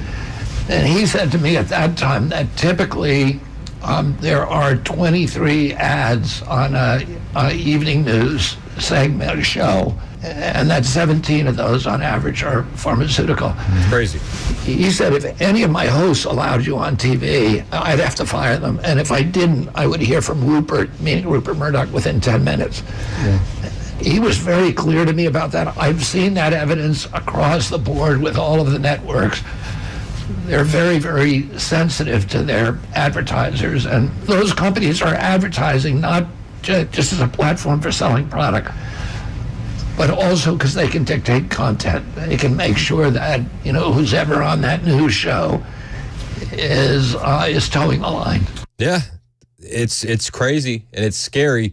I will say, one of the things that I wasn't sure of before I started here, which I'm proud to say is one of the strengths of this station, is our advertisers don't dictate our content. I haven't had one person since I've started here from Cumulus Media dictate my content. Not my program director, not my general sales manager, not the guys up top at Cumulus Radio. Nobody has dictated my content since I started here. That can't be said for the guys that are on these news stations at night. It's big money. It's scary. But you have to look at that when you're watching these programs through that lens. Even Time Magazine ran a headline the other day, and they're attacking RFK Jr., right? This is what they do. RFK Jr. is talking about health and opening people's eyes to it, bringing a lot of eyes to the conversation. So Time Magazine runs an article in the health, diet, and nutrition section, and the headline read, "What if ultra-processed foods aren't as bad as you think?" Okay. They got so much backlash from that, they had to change it. Why one dietitian is speaking up for ultra-processed foods is the new headline. It's crazy. But this is what happens when you fight back. And I think if we're all really hyper-focused on these issues, we can change a lot of things. We can. It starts with, voting with your wallet and your pocketbook at the grocery store. That's a huge first step. And then choosing what programs you listen to and you watch. You notice that the programs that don't have their content dictated to by advertisers are the most popular. Joe Rogan, Tucker Carlson, Theo Vaughn just jumped into the top 5 podcasts in the nation after that interview with Donald Trump. Dan Bongino. These guys don't have their content dictated to them by the advertisers.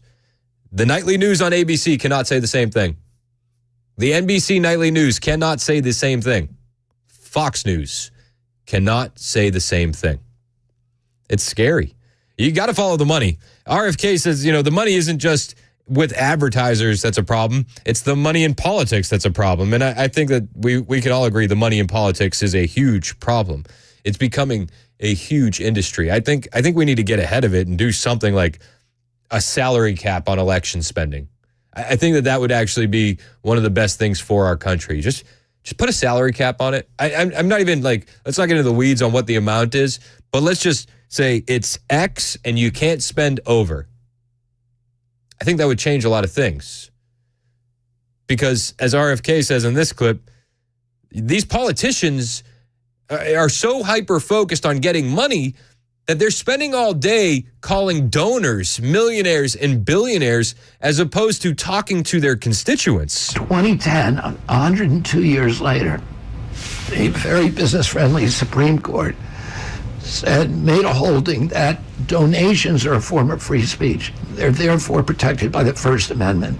And this unleashed a tsunami of corporate wealth into the American political process, and it put all of these terrible trends on steroids. The total cost of a presidential campaign was about $1 billion.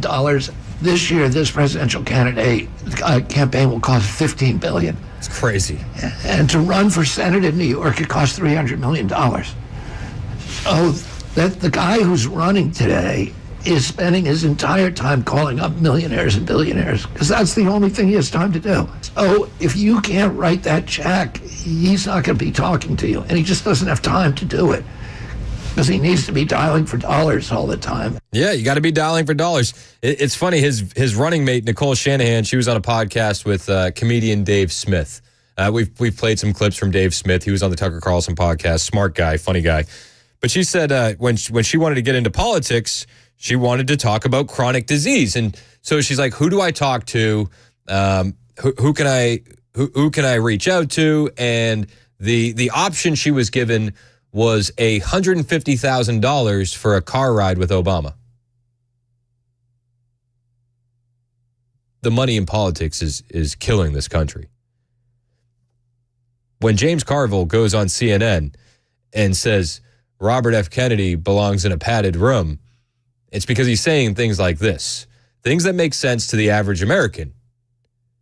Not because he's actually crazy, but because he's crazy enough to say what we're all thinking, and he has a platform to get it out to the masses. I'm here for it, man. I'm here for it. He was also asked if he's concerned about election integrity in 2024, something many Trump voters are concerned about. We've had these conversations a lot. And he says, yeah, I'm a little concerned, but what I'm more concerned about isn't election integrity. It's the fact that we can't have the conversation. Do you have concerns about the integrity of this election coming up? I do. Democrats today are very angry at anybody who questions the election integrity. He shouldn't be. In 2001, every Democrat believed the election was stolen from Al Gore, by the Bush administration. In 2004, I wrote an award-winning article for Rolling Stones talking about the theft of the 2004 election. And nobody called me unpatriotic. It's a fact. We need to be responsible civically, and everybody knows any machine can be hacked. What safeguards do we have in place to make sure that's what we should be talking about, instead of getting angry at people for saying, elections can be hacked. Let's talk about how we fix the system. We put a man on the moon. We have ATM machines on every block that never get hacked.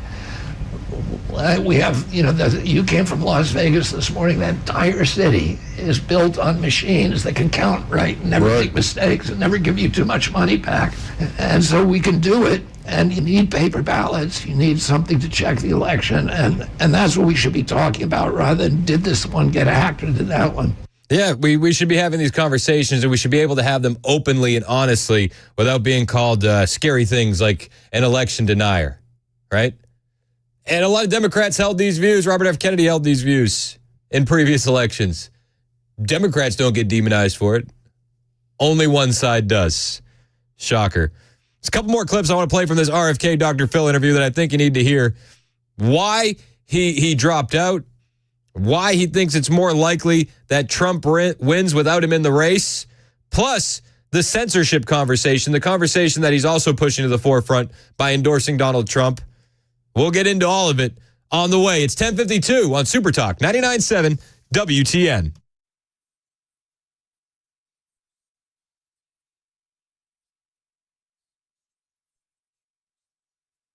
Hey, it's Dan Mandis, and I am so glad that California Closets has fixed my closet catastrophe. After exact measuring and planning, they came over and got to work.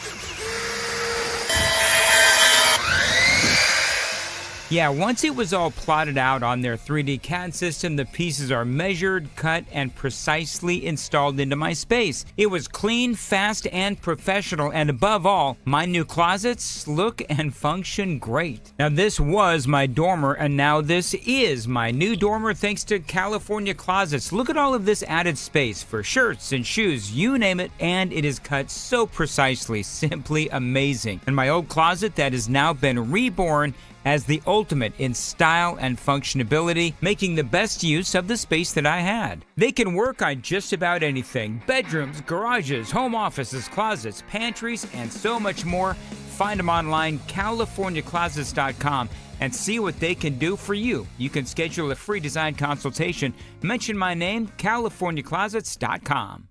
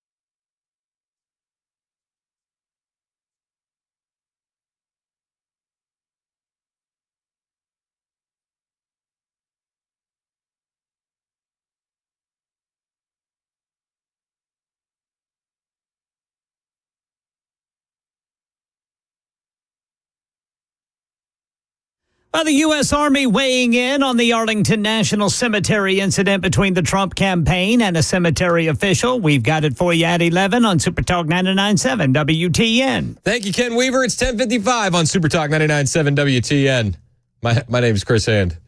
Bev texted in. She goes, "It's funny. It sounds like you're catching up on the last 4 years of RFK in a week." I've actually followed RFK for a while. My introduction to him was when we got pregnant in 2013, and I started paying attention to the pharmaceutical industry and having babies a lot closer. And it woke me up. It woke me up.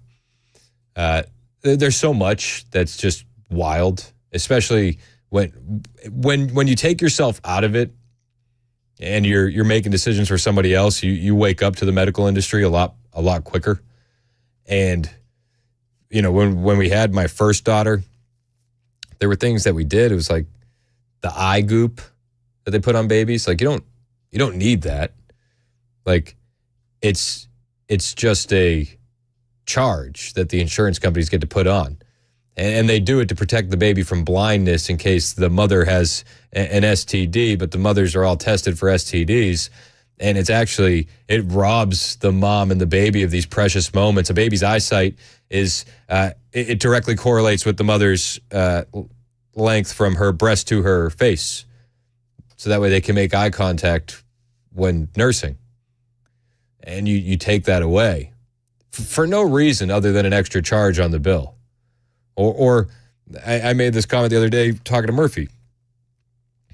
We've turned down the hepatitis B vaccine for the kids because you actually only get hepatitis B playing with dirty needles or having unprotected sex. A couple of things I didn't think my babies would be doing. Shocker, right? So, when you start making medical decisions for your kids, it's a lot easier to say, I'm not going to trust the experts. I'm actually going to do some of my own research. So, I like RFK actually bringing this to a national conversation. And I've always been a fan of his Children's Health Defense. I think that they do great work. But RFK is talking about a myriad of issues. And one of the things that he's worried about in this country is censorship. And we've seen an attack on free speech. The Pavel Durov arrest, the Telegram CEO, he was arrested for not moderating content on Telegram. He got arrested for that. There's a report from a French newspaper, Le Canard Enchaîné. I know I'm butchering it, so let me do it in a French accent so it sounds more official. Le Canard Enchaîné. Okay? That sounds pretty good. This newspaper claims that the president of France, Emmanuel Macron, invited Pavel Durov, the Telegram CEO, to France for dinner. And when he arrived, that's when they had him arrested. I believe it, because if you look at Emmanuel Macron, he looks like a weasel in a slime ball. So why wouldn't he do something like that? This French newspaper is reporting that Macron insists the arrest was not politically motivated and that France supports freedom of speech. But this claim, it falls flat because the arrest coincides with the timing of this supposed meeting with Macron. So, yeah, it seems like a lot of the governments are against free speech. Mike Benz did a great interview with Tucker Carlson. Do you know Mike Benz, censorship expert? And he talked about a myriad of things. Censorship is one of the biggest issues for RFK Jr. Huge. And we're seeing it from every major country in the West. We are. So Mike Benz sits down with Tucker, and he goes in. He says NATO's biggest fear is free speech. He brings up the fact that the National Endowment for Democracy, this organization that gets a budget from Congress, said in 2024, Elon Musk is a greater threat to national security than Russia. And he brought receipts. I want to play you these clips because it's eye-opening. I'm also going to play you a clip from a Pavel Durov 60 Minutes interview where he's talking about encryption. And they're trying to say, well, you're harboring a safe space for terrorism. His response is epic. I'll play you that, and I'll play you Mike Benz and Tucker on the way. It's 11 o'clock on Super Talk 99.7 WTN.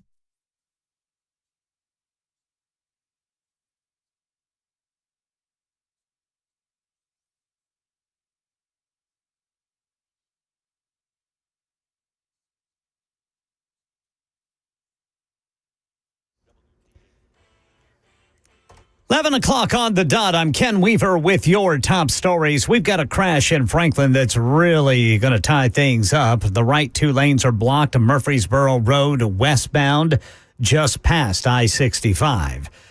Got the weather forecast in 5 minutes, and right now in Tennessee, lockdown and a shelter-in-place order in effect at a Chattanooga State Community College for what law enforcement says is a credible threat. Images from there show a massive police presence. No details on what that credible threat is, but the campus there at Chattanooga State Community College locked down. The other breaking story this morning, an 11-year-old boy who never made it to the bus stop in Putnam County this morning has been found safe. The sheriff's office requested the public's help to locate Paxton Elliott just after 9 o'clock this morning. Then about 30 minutes later, they announced he had been found and that he is safe. Well, the U.S. Army weighing in on the Arlington National Cemetery incident between former President Trump's campaign staff and a cemetery official during the wreath-laying ceremony for the service members killed during the Biden administration's pullout from Afghanistan. An Army statement says Trump campaign aides were made aware of federal laws and regulations which, quote, clearly prohibit political activities on cemetery grounds. A cemetery official who tried to enforce those rules was, quote, abruptly pushed aside. The Army says that employee acted with professionalism and ultimately decided not to press charges. Trump campaign staffers have described her as mentally deranged. The Army statement says she has been unfairly attacked, adding that now the Army considers this matter closed. As for comment today, the Trump campaign spokesman, Stephen Chung, said this person is a liar and was the person who initiated physical contact in the first place. Says it was unwarranted and unnecessary. 5.5 years after former USA Gymnastics Dr. Larry Nassar was sent to prison for sexually abusing athletes in his care, the FBI taking heat for the way it investigated the Nassar case and others. Jim Ryan says a government watchdog's out with a scathing report. After the mishandling of sexual assault allegations against Dr. Larry Nassar, the FBI promised reforms in the way it handles similar claims. But Justice Department Inspector General Michael Horowitz says it hasn't happened. In one case, Horowitz said the FBI failed to follow up on a report of sexual abuse against a minor by a registered sex offender. As a result, he said, another child was victimized for 15 months. Classroom stress. A Texas assistant principal loses an eye. The school year only just beginning, but teachers and school administrators already feeling stressed out. That according to a survey taken by the U.S. Department of Education that finds that fewer than half of educators feel their job is worth the stress that comes with it. That's the latest news. Weather is next. I'm Ken Weaver, WTN News. The Guaranteed Offer is the easiest way to sell your home. It's really simple. We bring you an all-cash offer. You close in as little as 21 days. No home inspections, no lock boxes, no open houses. Go to markspain.com to get a guaranteed offer and start packing.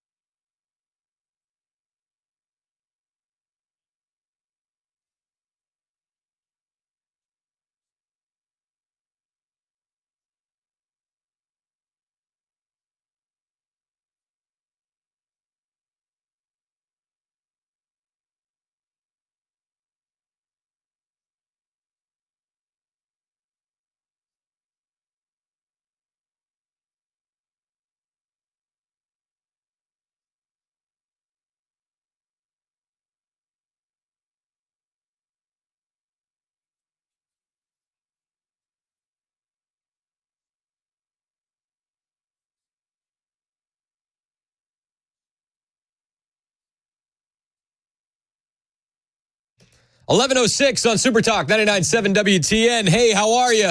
I'm Chris Hand. You can find me on Twitter, True Social, Instagram, at Chris Hand on air. Hit the follow button. I will follow back. We got a big party coming up. It's going to be here before we know it. September 10th, the debate. Trump v. Harris. Do you think Tim Walz is going to show up and help her out like he is for the interview tonight? He'll be standing behind the moderator, just waving his arms, like trying to. Don't do it. Don't. He's trying to do like what plane traffic control does. Got big lights for her. We're going to be watching it at Scoreboard, Cedar Creek, in Mount Juliet. It's going to be awesome. Our last debate party was one for the ages. I think this one's going to be even better. I never want to go back to watching a debate the other way. So we want you to come out, bring your friends, bring your squad, and it's going to be nice. These events are also a great opportunity to network. We always have business owners showing up. We invite the politicians. You never know. Yeah, you never know if they'll show up for you. There's always local guys that are coming through, whether they're local GOP affiliates and all that. Brian Wilson's going to be doing his show there starting at 3:00. Then myself, Mandis, Murphy, we're all going to be there. It's going to be awesome. So please join us. September 10th, Scoreboard, Cedar Creek, and Mount Juliet. Also, don't forget, you can take the show with you wherever you go. iHeartRadio, tune in. You can watch the show on Super Talk TV.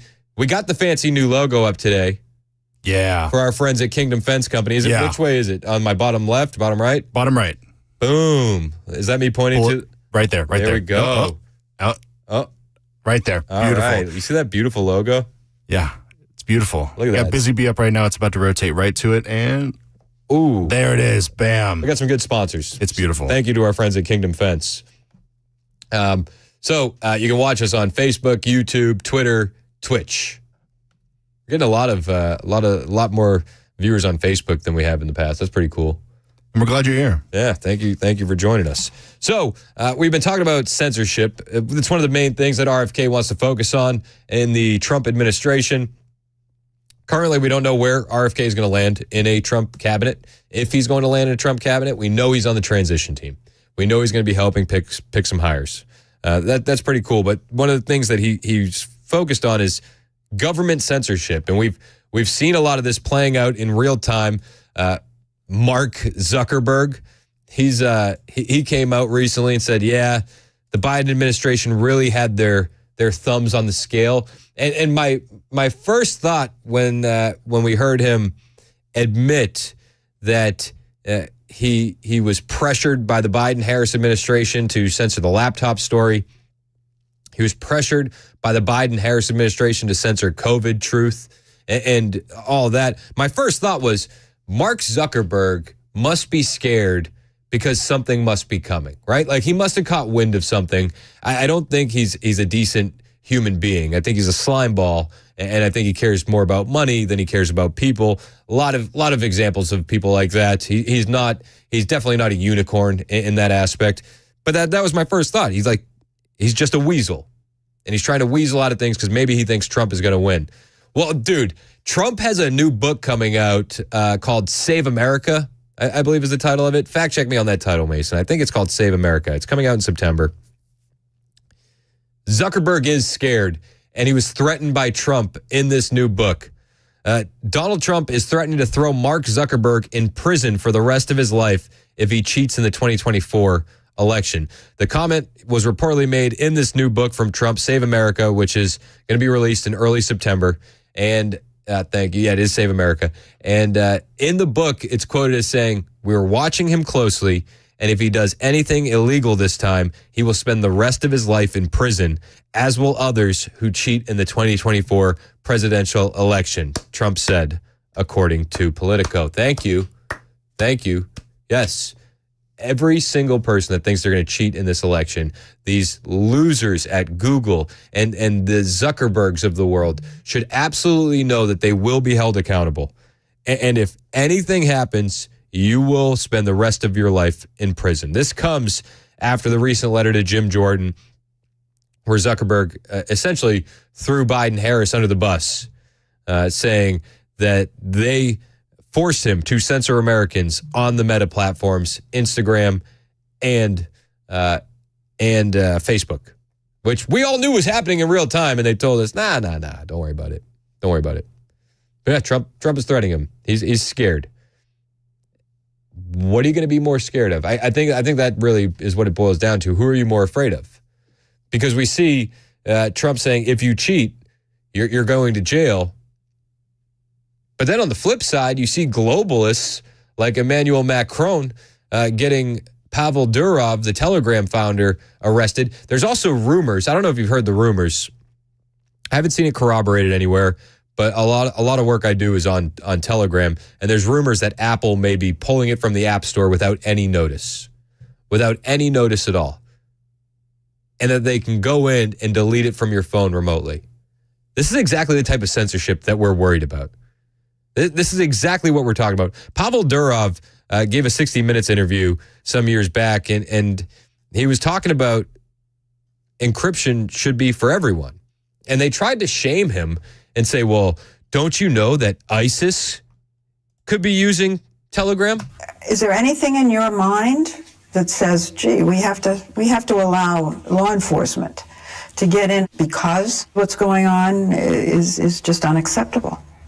You know, the interesting thing about encryption is that it cannot be secure just for some people.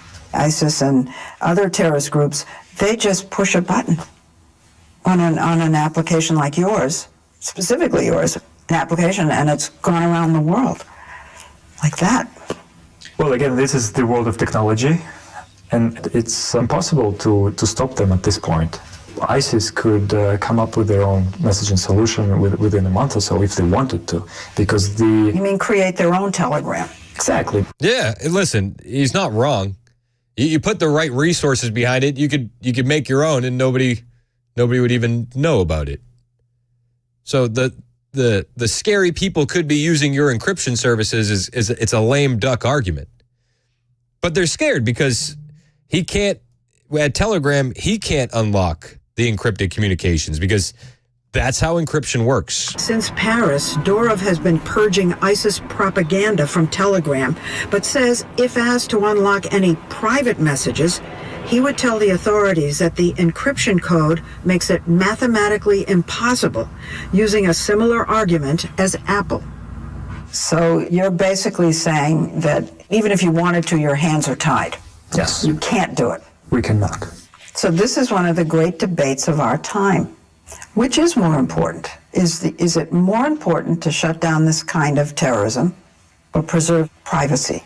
I'm personally for the privacy side, but one thing that should be clear is that you cannot make just one exception for law enforcement without endangering private communications of hundreds of millions of people, because encryption is either secure or not. It's either there or it isn't. It's either private or it's not.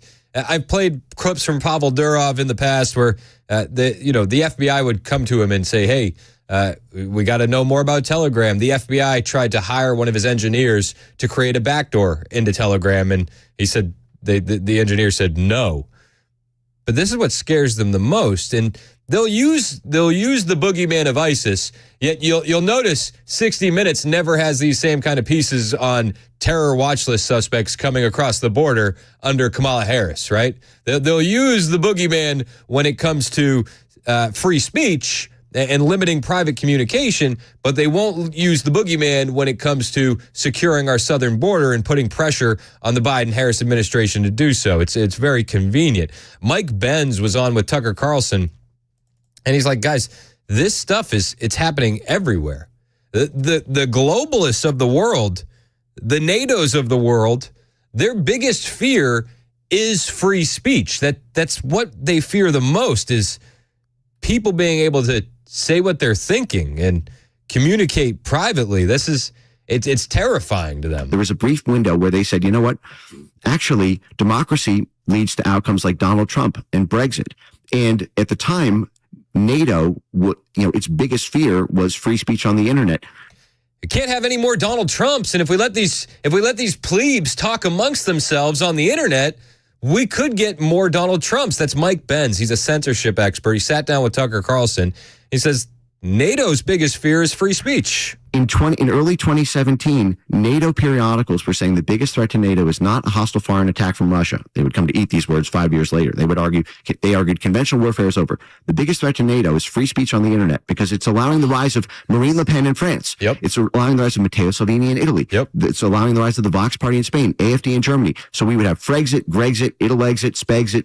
The entire EU would come undone, which meant NATO's commercial arm comes undone, which means NATO comes undone, which means there's no enforcement arm for the IMF and the World Bank. So it would be like the ending scene from Fight Club, where the credit card companies all crash down just because you're allowed to speak your mind on the internet. This is so sick. It is. It's sick. It's sick. If you're allowed to speak your mind on the internet, well, the whole system will come crashing down. Mike Benz goes in even further. He talks about the National Endowment for Democracy. This is, they're funded by our tax dollars, and they wrote this report saying Elon Musk is a greater national security threat than Russia. Well, why would that be? Oh, because he allows free speech on the internet. And again, this is from the National Endowment for Democracy. This is funded by your tax dollars. One of the writers from the National Endowment for Democracy wrote just a few months ago that Elon Musk is a greater national security threat to the United States than Russia. Wake the up, these people. I mean, come on. This is a few months ago.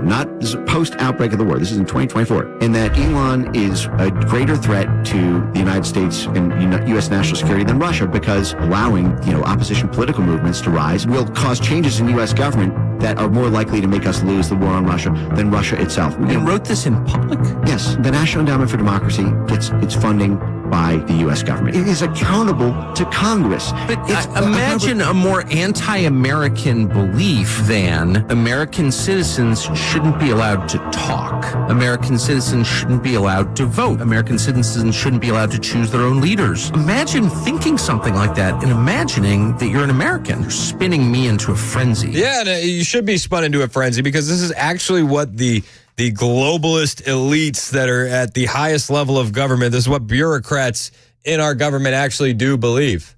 Oh, you could get a lot more done if these pesky citizens weren't speaking up. And this is what we'll get with a Harris-Walz administration. More of this. More of the censorship. Less of our freedoms. It's insane. But it's not surprising. The Mike Benz Tucker interview was great.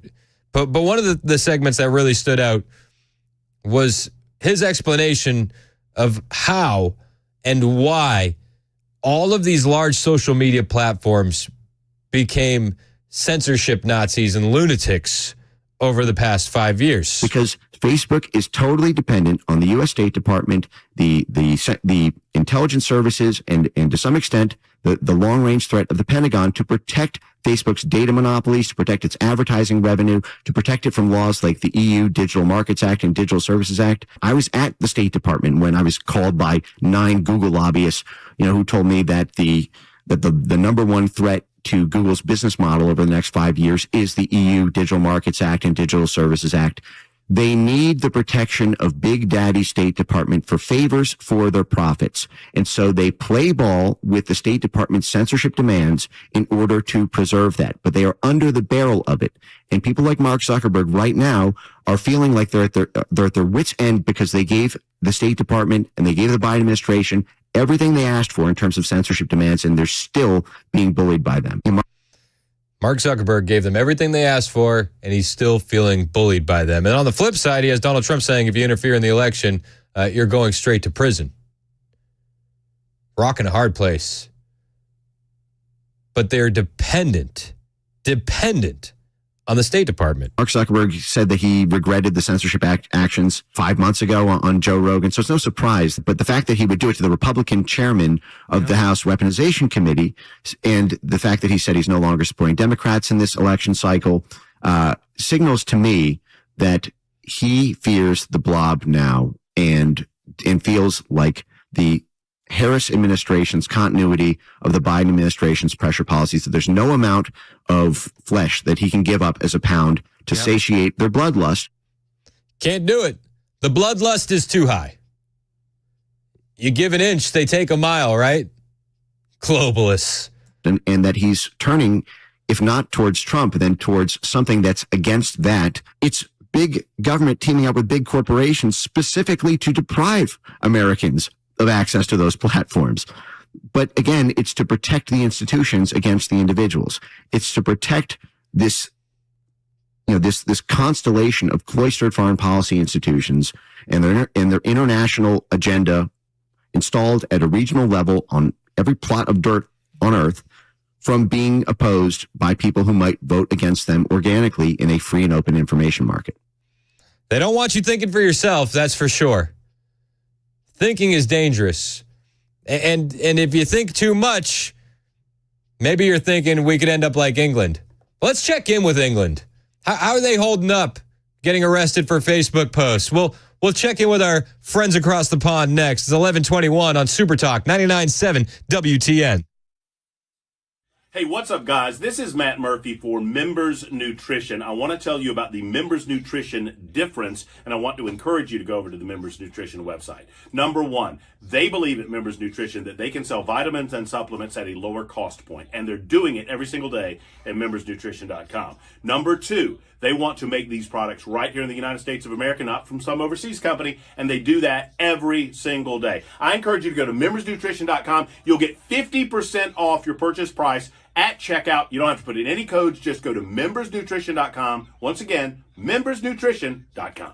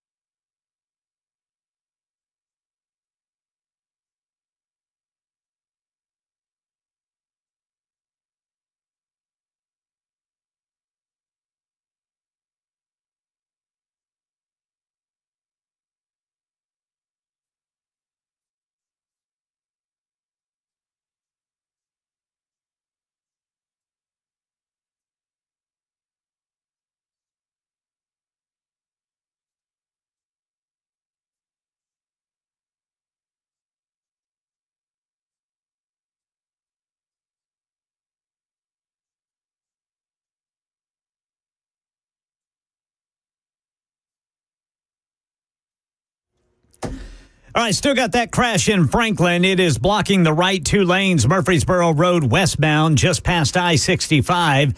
Chattanooga State Community College still under lockdown and shelter-in-place orders. We'll tell you the latest coming up at 11:30 on Super Talk 99.7 WTN. Thank you, Ken. It is 11:24 on Super Talk 99.7 WTN. My name is Chris Hand. So we're talking a lot about censorship. The last thing governments around the world want you to do is think for yourself, because you could come up with all sorts of crazy ideas, right? Like, wanting safe borders and safe cities and a country that looks similar to the one that it looked when you were growing up, I said we're going to check in with England. England's been insane, man. I read a story, an 11-year-old kid got arrested over a Facebook post. 11. They're letting violent criminals out of jail to put in the Facebook dissenters in England. It's absolutely insane. And a lot of people will say, oh, America's on the verge of a civil war. America? Really? I'll tell you what, man. I saw a video, and I think that England is far closer to a civil war than we are. Let me paint this scenario for you. An Englishman had the audacity to post a British flag on Facebook. No. This is what I'm saying. He posted a British flag. This guy's got 30,000 followers on Facebook, which is it's a good chunk. It's not the numbers that some influencers have, but it's a good chunk, right? And the British police, they went to his home to arrest him because posting a British flag on Facebook was causing a serious crime of a threatening nature, which caused anxiety to someone. That's what he did. He posted a British flag on Facebook. Now, this is why I say I think England is closer to a civil war than we are. In this scenario, in this scene, and the entire video is on my page, at Chris Hand on Air. my heart was pumping the entire time I'm watching it. It's about a minute and a half. There's some music in the background, so it makes it a little bit harder to hear on the radio.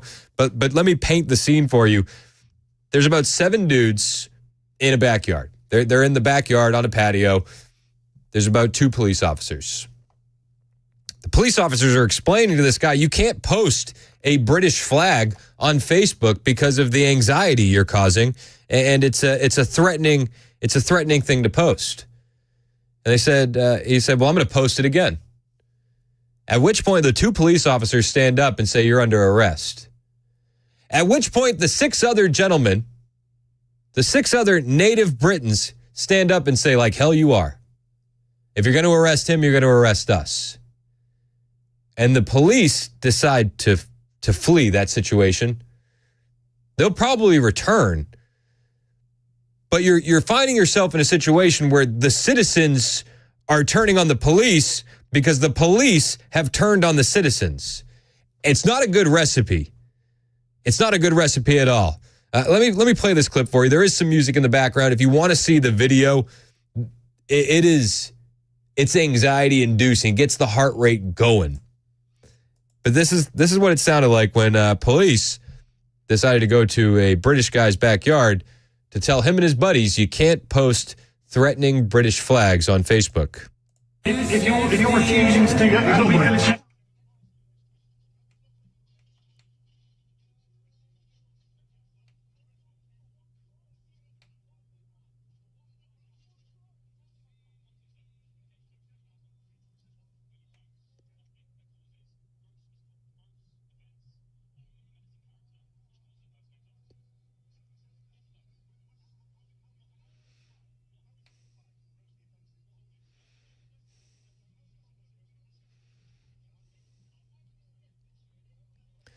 He says, "How is posting a flag grossly offensive?" He says, "We're not gonna discuss it."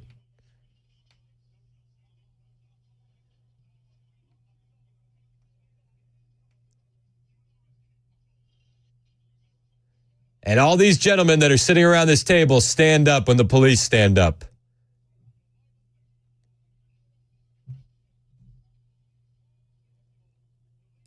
One cop exits the backyard. And all of a sudden, there's a British police officer looking left and looking right and realizing it's just him now, surrounded by these 7 British guys. And he decides to flee. At which point, the British citizens follow him out of the backyard, and then we lose the video feed. It's chaotic. I really think that you need to go look at that and realize what the censorship complex, what these elites in power really envision for us. That's our future if we don't stand up and say something now, 100%. But you post a British flag on Facebook in Britain and you could get arrested, but these guys said, no, not today, bloke. Not today. It's a wild video. It's on my Twitter, @ChrisHandOnAir. If you do nothing else today, watch that 1.5-minute video and then send me a message and let me know what you think about it. Definitely worth a watch. Definitely worth the watch. It's 11:30 on Super Talk 99.7 WTN.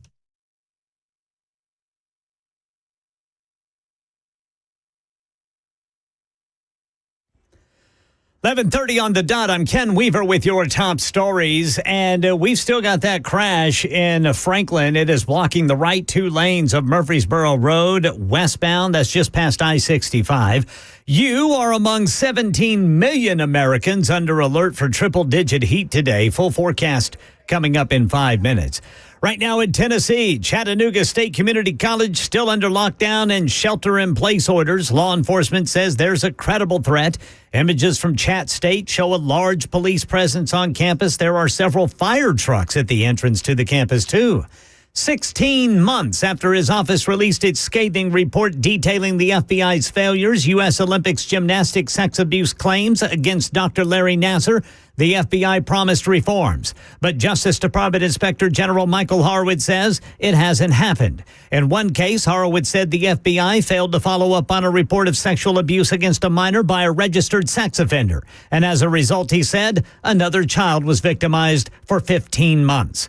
Money news, a rally taking hold in the stock market. Here's Jim Ryan. The markets head into the midday with a solid rally underway. The Dow Jones this morning was ahead 288 points. The S&P was up 0.7%. The Nasdaq had gained 1%. Another 231,000 out-of-work Americans filed claims for jobless benefits in the week ending August 24th, a decrease of 2,000 from the previous week. The more stable 4-week moving average is still indicating an employment market that's pumping out jobs. A slowdown of electrical vehicle sales. J.D. Power predicts that EVs will make up 9% of the market this year. Earlier, it had predicted 12%. Car makers including Ford and GM have delayed or canceled some EV models amid slowing sales. And Big Lots may be in big trouble. Bloomberg reports the retailer is considering a bankruptcy filing. The company is hoping to add investors now and possibly avoid Chapter 11. All right now before the midday, the Dow is up 451 points, S&P up 51, NASDAQ up 210. That's the latest news. Weather next. I'm Ken Weaver, WTN News. Hey, it's Dan Mandis, and I am so glad that California Closets has fixed my closet catastrophe. After exact measuring and planning, they came over and got to work.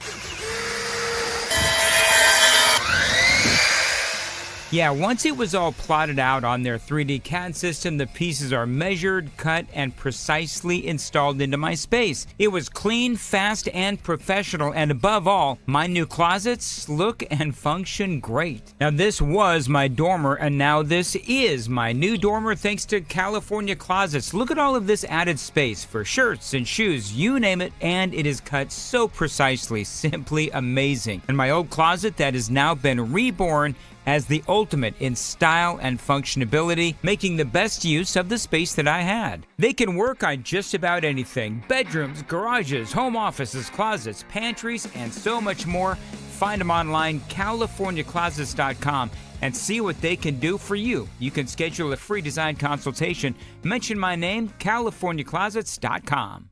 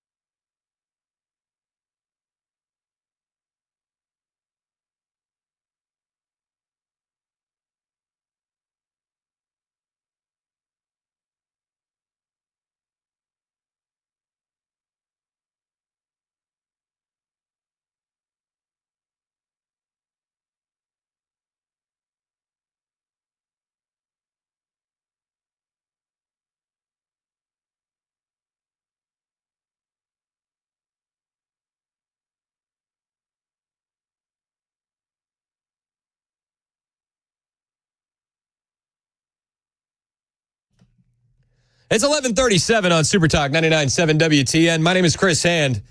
Again, if you want to see that video, that anxiety-inducing video where a British guy is almost arrested for the audacity of posting a British flag on Facebook, you got to check it out on my Twitter page. The best part is when the police officers stand up to say, "You're under arrest, mate," well, his 6 buddies stand up and say, "Not today, bloke." I don't know if they actually said bloke, but I want them to. Maybe, it sounds proper. Maybe bruv. Hey. Hands off, bruv. Hands up, bruv. Not today, governor. Not today, governor. Yeah, listen, people say that the U.S. is on its way to a civil war. I don't know, man. You look at a situation like that in a guy's backyard where they all stand up and say, nope, no. And they've lost that trust and appreciation of the police. Like, that's when it's getting bad. When the police aren't policing criminals, they're policing citizens for posting British flags. That's when things are bad. Not saying it can't happen here. It can happen anywhere, right? Or a hop and a skip from chaos at any given moment. But, geez, that video is wild. Check it out on my Twitter page, @ChrisHandOnAir. I feel like if I've been doom and gloom today, I didn't mean to be doom and gloom today. I do want to hit some good news. Want to do some good news? Let's do some good news. I need it. I may piggyback the good news with bad news. It's just... Make it a good news. Just make it a bad news sandwich. Full disclosure, I may piggyback the good news that I'm leading with bad news. Just begin with good news, hit us with that hard news in the middle, and then end with something uplifting on the end. That's what we're looking for. Okay, cool. I think I can do that. You're Chris Hand, of course you can. So school is in full swing. So I've prepared some school stories. Let's start with good news. The Louisiana governor has banned critical race theory in schools. This is a big win. This is a fantastic win. Teaching children that they are currently or destined to be oppressed or to be an oppressor based on their race and origin is wrong and has no place in our Louisiana classrooms. That's Louisiana Governor Jeff Landry. He signed an executive order yesterday banning critical race theory from being taught in K through 12 public schools, saying these teachings were divisive and had no place in Louisiana classrooms. That's awesome. We applaud that. As we're getting into school, it's crazy. Have you seen the viral video where it's a kindergartner and this poor little kid? They're like, okay, what do you do if this happens? He's like, what happens if your teacher wants to talk to you about pronouns and gender? He's like, I have to tell her that it's inappropriate. Okay, well, how many genders do you have? How many genders are there? He's 2. And it's like it's wild to see a young kid having to know that. I'm glad he knows it. At the same time, I'm like disappointed that this is the world that we have these kids coming up in, that you have to get them ready for that. You're not going to have to get them ready for a lot of stuff in Louisiana anymore, thanks to Governor Jeff Landry and the executive order that he signed. People often will say to me, how can you raise kids in times like this? Well, I think you raise dragon slayers in a time of dragons, so this is actually the best time to raise kids. And you look at some of these kids out there, conservative kids are going to be able to race circles around these progressive kids while they're filling their heads with nonsense like pronouns and how many genders there are and who's the oppressor, who's the oppressed. Our kids are going to be focused on actual learning and skills, and they're going to be light years ahead. So I love raising kids in a time like this. And I think Louisiana has a good governor. That's huge. Absolutely huge. Oklahoma, let's get some bad news. Oklahoma School District is this one you could file under bad news or good news. It's like it's in the middle. So this Oklahoma School District is facing some backlash from the community because they banned a student from flying an American flag on the back of his truck. Yeah. We literally just talked about England, right? Where you can't post a British flag on Facebook without being visited by the authorities. And arrested for doing something so offensive and obscene, or like I had some people being like, "Oh, we don't have to worry about that. That's England." I had a couple texts like that on the super text lines. Like, actually, pay attention because that could come here next if we're not ready and looking for these red flags. This is a red flag. This kid had an American flag on his truck, and the school district told him that he couldn't fly it from his truck on school grounds. He couldn't. Luckily, he lives in an absolutely based and red-pilled community, and they showed its support for the student by placing flags on their cars and trucks and driving over to the school parking lot on Monday morning. This is Edmond North High School. That's great. So everybody in the community said, yeah, okay, well, we're all going to do it.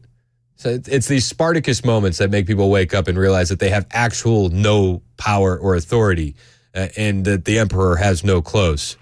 And he said, I've never really had any problems with it before, and it's our First Amendment, so it's kind of hard for them to infringe upon our rights. The Edmond Public Schools District tried to defend the decision by saying this is just a practice at the school, though it is not an official policy. Well, everybody said kick rocks. Yeah, back off. Yeah, kick rocks. They said it's the practice of Edmond Public Schools to not permit students to fly or bring flags of any kind on our school campus. Do you think it would have had a problem if it was a Harris Waltz flag or a rainbow flag or a transgender flag or a red flag with a sickle and hammer? Probably not. Probably not. The school system said, to be clear, this is not about the American flag or patriotism. That's okay. When you start like that, I'm like, to be clear, you've already lost me, and I think you're a bunch of commies and you're covering for this. But it is their practice that they don't allow this. And then they covered with, we do recite the Pledge of Allegiance every morning. It's like, is that not the, well, I have black friends argument? Is that right? Is that, what do you mean? It's a perfect. I've had 6 black people over to my house. Like, that's that argument. What do you mean we're a bunch of commies? We say the Pledge of Allegiance every morning. Losers. So I don't know where you file that one. Is it good news or is it bad news? It's definitely news. It's definitely news. All right, let's go full. We want to go full bad news? Oh boy. We have an illegal alien invasion happening in our country on the southern border. Do you remember when it was a spicy conversation of whether or not teachers should be armed? Yeah. Remember that was pretty spicy. Yeah. I'll tell you what. I've skipped right past that, and I want to arm bus drivers, and it's because of what happened in San Diego County, California, to a school bus full of kids via an illegal alien. A group of migrants tried to board a school bus this morning while it was traveling to a school. The superintendent for the Humboldt del Zura Union School District informed parents of that incident earlier today. It happened at one of the stops on the school district's bus route that heads to Oak Grove Middle School and Humboldt Primary. It's a middle school bus, and it almost got hijacked by illegal aliens. A middle school bus full of kids in San Diego County was almost hijacked by illegal aliens. What? Meanwhile, yesterday afternoon, in a similar area along another route, the superintendent says that a group of migrants tried to stop another bus. Well, it happened twice? It happened twice. 2 school buses full of kids in San Diego County, California were almost commandeered by illegal aliens. So, remember the meme? Remember the meme where it's like, yeah, jobs are down, but my buddy's a gunner on the back of a school bus in Chicago, and it's actually working out really good for him. And it's like he's like a gunner on the top of a school bus. It's like the memes become reality. We need armed bus drivers if this is going to be the scenario playing out. These illegal aliens come from third world countries that have no rule of law, and we expect them to get here and understand that there's rule of law. They don't. And then chaos ensues. And everybody goes, "Oh, how could this have happened?" Well, you left the border wide open and you invited them in. Border Patrol, CHP, and the Sheriff's Office have now been informed of these incidents. The superintendent says that for the safety of everyone, if a driver sees a group of migrants at a bus stop, they will drive past it and move on to the next. Oh, that's so. If there's a group of migrants at a bus stop, now you're going to keep going. What happens if there's a middle schooler waiting there for the bus who is now left alone with a group of illegal aliens? It's not even a funny situation. I more laugh to stop from crying because it's so flabbergasting, and it blows my mind. If we were a proper country, this would be the lead story on every single news network. Every single one. 2, not 1, 2 buses were almost hijacked by illegal aliens in San Diego County, California. Their idea to fix it is if we see illegal aliens at the bus stop, we'll just keep on rolling. We'll just drive away. Just keep on rolling. Chaos. You said we should do good news sandwich, right? Yeah. All right. I do want to end with some good news. Have you heard about what's happening at Ohio State? No. What's going on? The football players at Ohio State led a Christian revival event. They had about 1,000 attendees, dozens of baptisms, giving out Bibles, and it was the football stars that did it. That's awesome. It's a great story. This happened a couple days ago. Buckeyes running back Travion Henderson, wide receiver Emeka Egbuka, defensive end JD. I'm just a bunch of the football players. 60 attendees got baptized. Wow. This is according to the OSU student newspaper. So while the world is going mad, Christ reigns supreme. It's good to see. It's good to see. So I love to see that, especially when it's like strong men leading with their faith can fix a lot of problems in this nation. I guarantee it. It's 11:49 on Super Talk. Matt Murphy is joining us next. Let us know what's coming up on Murphy Show. It's Super Talk 99.7 WTN.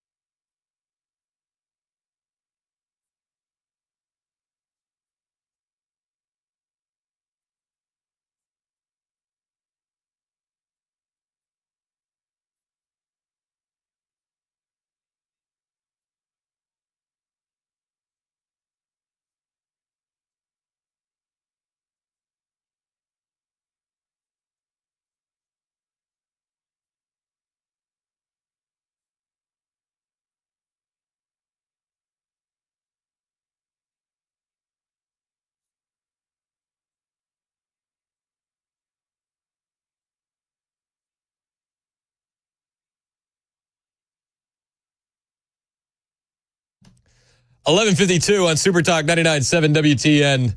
One of the things I love about you guys, if we miss something, you catch it. You let us know for sure. So we were talking about this school bus story. A group of migrants tried to board a school bus this morning while it was traveling to a school. The superintendent for the Humul del Zura Union School District informed parents of that incident earlier today. It was nice of him to inform them. And then it happened again.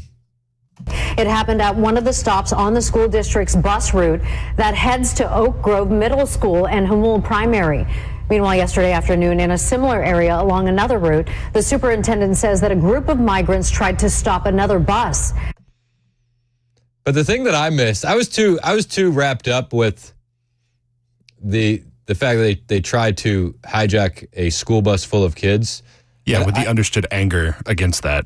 And their solution was, if we see a group of migrants at a bus stop, we'll keep driving, right? So my mind went to, you're going to leave a kid there with a group of illegal aliens? You know, he just Tim wants to get on the bus. And the bus driver says, nope, hard pass. Tim's on his own now with a group of what could only be children and orphans, because that's the only types of people crossing our southern border. Jeez. So, but they say if they see them, they'll keep driving. If a driver sees a group of migrants at a bus stop, they will drive past. And I missed it completely because I'm thinking about this kid left there at a bus stop with illegal aliens. But everyone on the Members Nutrition Super Text line said, so how do you see illegal aliens at a bus stop? Is profiling okay in San Diego County? Oh, no. That's what they said. Isn't that what they said? If a driver sees a group of migrants at a bus stop, they will drive past it and move on to the next. Okay, well, you got to see them. You got to see it to believe it. Kathy texted in. She said, are they asking bus drivers to make a judgment about a group at a bus stop based on color? In California. If a driver sees a group of migrants at a bus stop, they will drive past it and move on to the next. Yes, that's exactly what they're doing. They're asking the bus driver to make a judgment on people based on their racial profile. That's wild. A lot of kids are going to be missing their school bus. Matt Murphy joining us in studio. We've been starting a bit early on these breaks today, so welcome. There's a story happening in San Diego County, California. Have you heard about this? Wait, hold on a second. Wait a minute. What time is it? It's 11:55. Oh, okay. All right. Yeah. No, yeah. I saw the light on. I thought you were late. No. Nope. Not early. Way early. Yeah. Oh, wow. So there's a story in San Diego County, California. Have you seen this? Illegal aliens tried to hijack not one, but two school buses full of kids. Yes. They have a plan to remedy the situation so it doesn't happen again. Are you ready for the plan? Let's go around. If a driver sees a group of migrants at a bus stop, they will drive past it and move on to the next.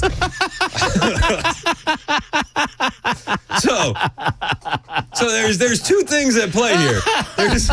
There's two things at play. You have to leave the kid behind who's waiting to get on the bus and go to school with a group of illegal migrants. Right. And you have to judge a group of people based on their ethnicity, right, whether or not they are illegal aliens. That's the master plan. I have a different idea, and I'm going to throw this one out there. Shut the border? I don't know. Crazy? Am I crazy? Yeah. Well, I think. Did you see the Colorado thing where the Venezuelan gangs are taking over the entire apartment complex and they're knocking on doors and literally kicking people out of their apartments, saying you don't belong here anymore? Yes. This is in Colorado. And they're making the illegal aliens that live there, who the government is paying the rent to the landlord, pay rent to them. Huh. And I learned this on Dan's interview this morning. He had an awesome interview with a city council member from Aurora. If you didn't hear it, it's on the podcast page. Check it out. It was eye-opening. Check it out. They're selling drugs, and they are selling black market gasoline. How the hell does that? What, do they steal the gas? I don't know. Yeah, they got to steal the gas. I'm wondering. Steal the gas. What is the discount we're talking about? Because I go, maybe might be worth a little entrepreneurial opportunity. It's going to be watered down. It reminds me of the Always Sunny in Philadelphia episode where they're like, gas prices are going to go up, so we're going to fill these drums and go door to door and sell gas. This is the most surprising thing that I've learned about you in a while. I did not have you as a Sunny fan. Really? I figured Sunny would be a little... It's one of my favorite shows of all time. I absolutely love it. It's so good. You have to look at it through the lens of they're absolutely hammered all the time, and then it's even funnier. Yeah, you got to love riot juice. Crow milk. Actually, on April Fool's Day, when I was running all those fake commercials, I ran the Charlie commercial for kitten mittens. Did you really? Yeah. What's the? I saw the episode the other day where Charlie, who was on some sort of drugs, and so I always forget their names. The girl on there, Sweet D. He sees her as a bird, as an emu, the entire episode, and they use an actual emu as her. It's pretty good. I loved it when the guy he decided to go get fat for a season, and in the whole season he's like, I'm bulking up, but he actually got fat in real life, and then he lost all the weight in real life just for the bit. Like, that's dedication. So good. That's good. That's good. Anyway, so point being is, yes, illegal aliens are overrunning our country, and we're allowing them to do so. And now the new Democrat mantra is that they're doing this with guns, and I expect that they're going to do it with all the other issues involving illegal alien activity and other inner city crime. The Democrats control the cities, right? Yep. And Democrat control of cities destroys cities. Yep. But now we're being told, well, it's not the Democrats' fault that these cities are crumbling. It's the Republicans' fault because the Republicans control the states in many of these situations. And if it weren't for the states, the cities would be better, i.e. guns. That gun violence wouldn't be an issue in Chicago if Illinois was better or somehow on gun violence, or Memphis would be just fine if the evil people in the General Assembly, the Republicans in Nashville, would do something about it. What? I know. It's just... Do you think we could talk them into liking the Second Amendment if we said it's the Second Amendment plus joy? Change and hope. Change and hope. Let's change our policies and hope for the best. Change the mag. Hope it don't jam. So yeah, well, I know that we've all been talking about Arlington National Cemetery. I'm going to dive into that today. Perfect. At 12 o'clock. And the flip that they're doing with that is a disgusting display. And it's obvious that their polling numbers amongst veterans are disturbingly low, and it's why they're doing this. Yeah. So. Oh, the internal polling numbers, I wish I was privy to those. It must They're not be good. It must be awful. Matt Murphy's in next. It's 12 o'clock on Super Talk 99.7 WTN.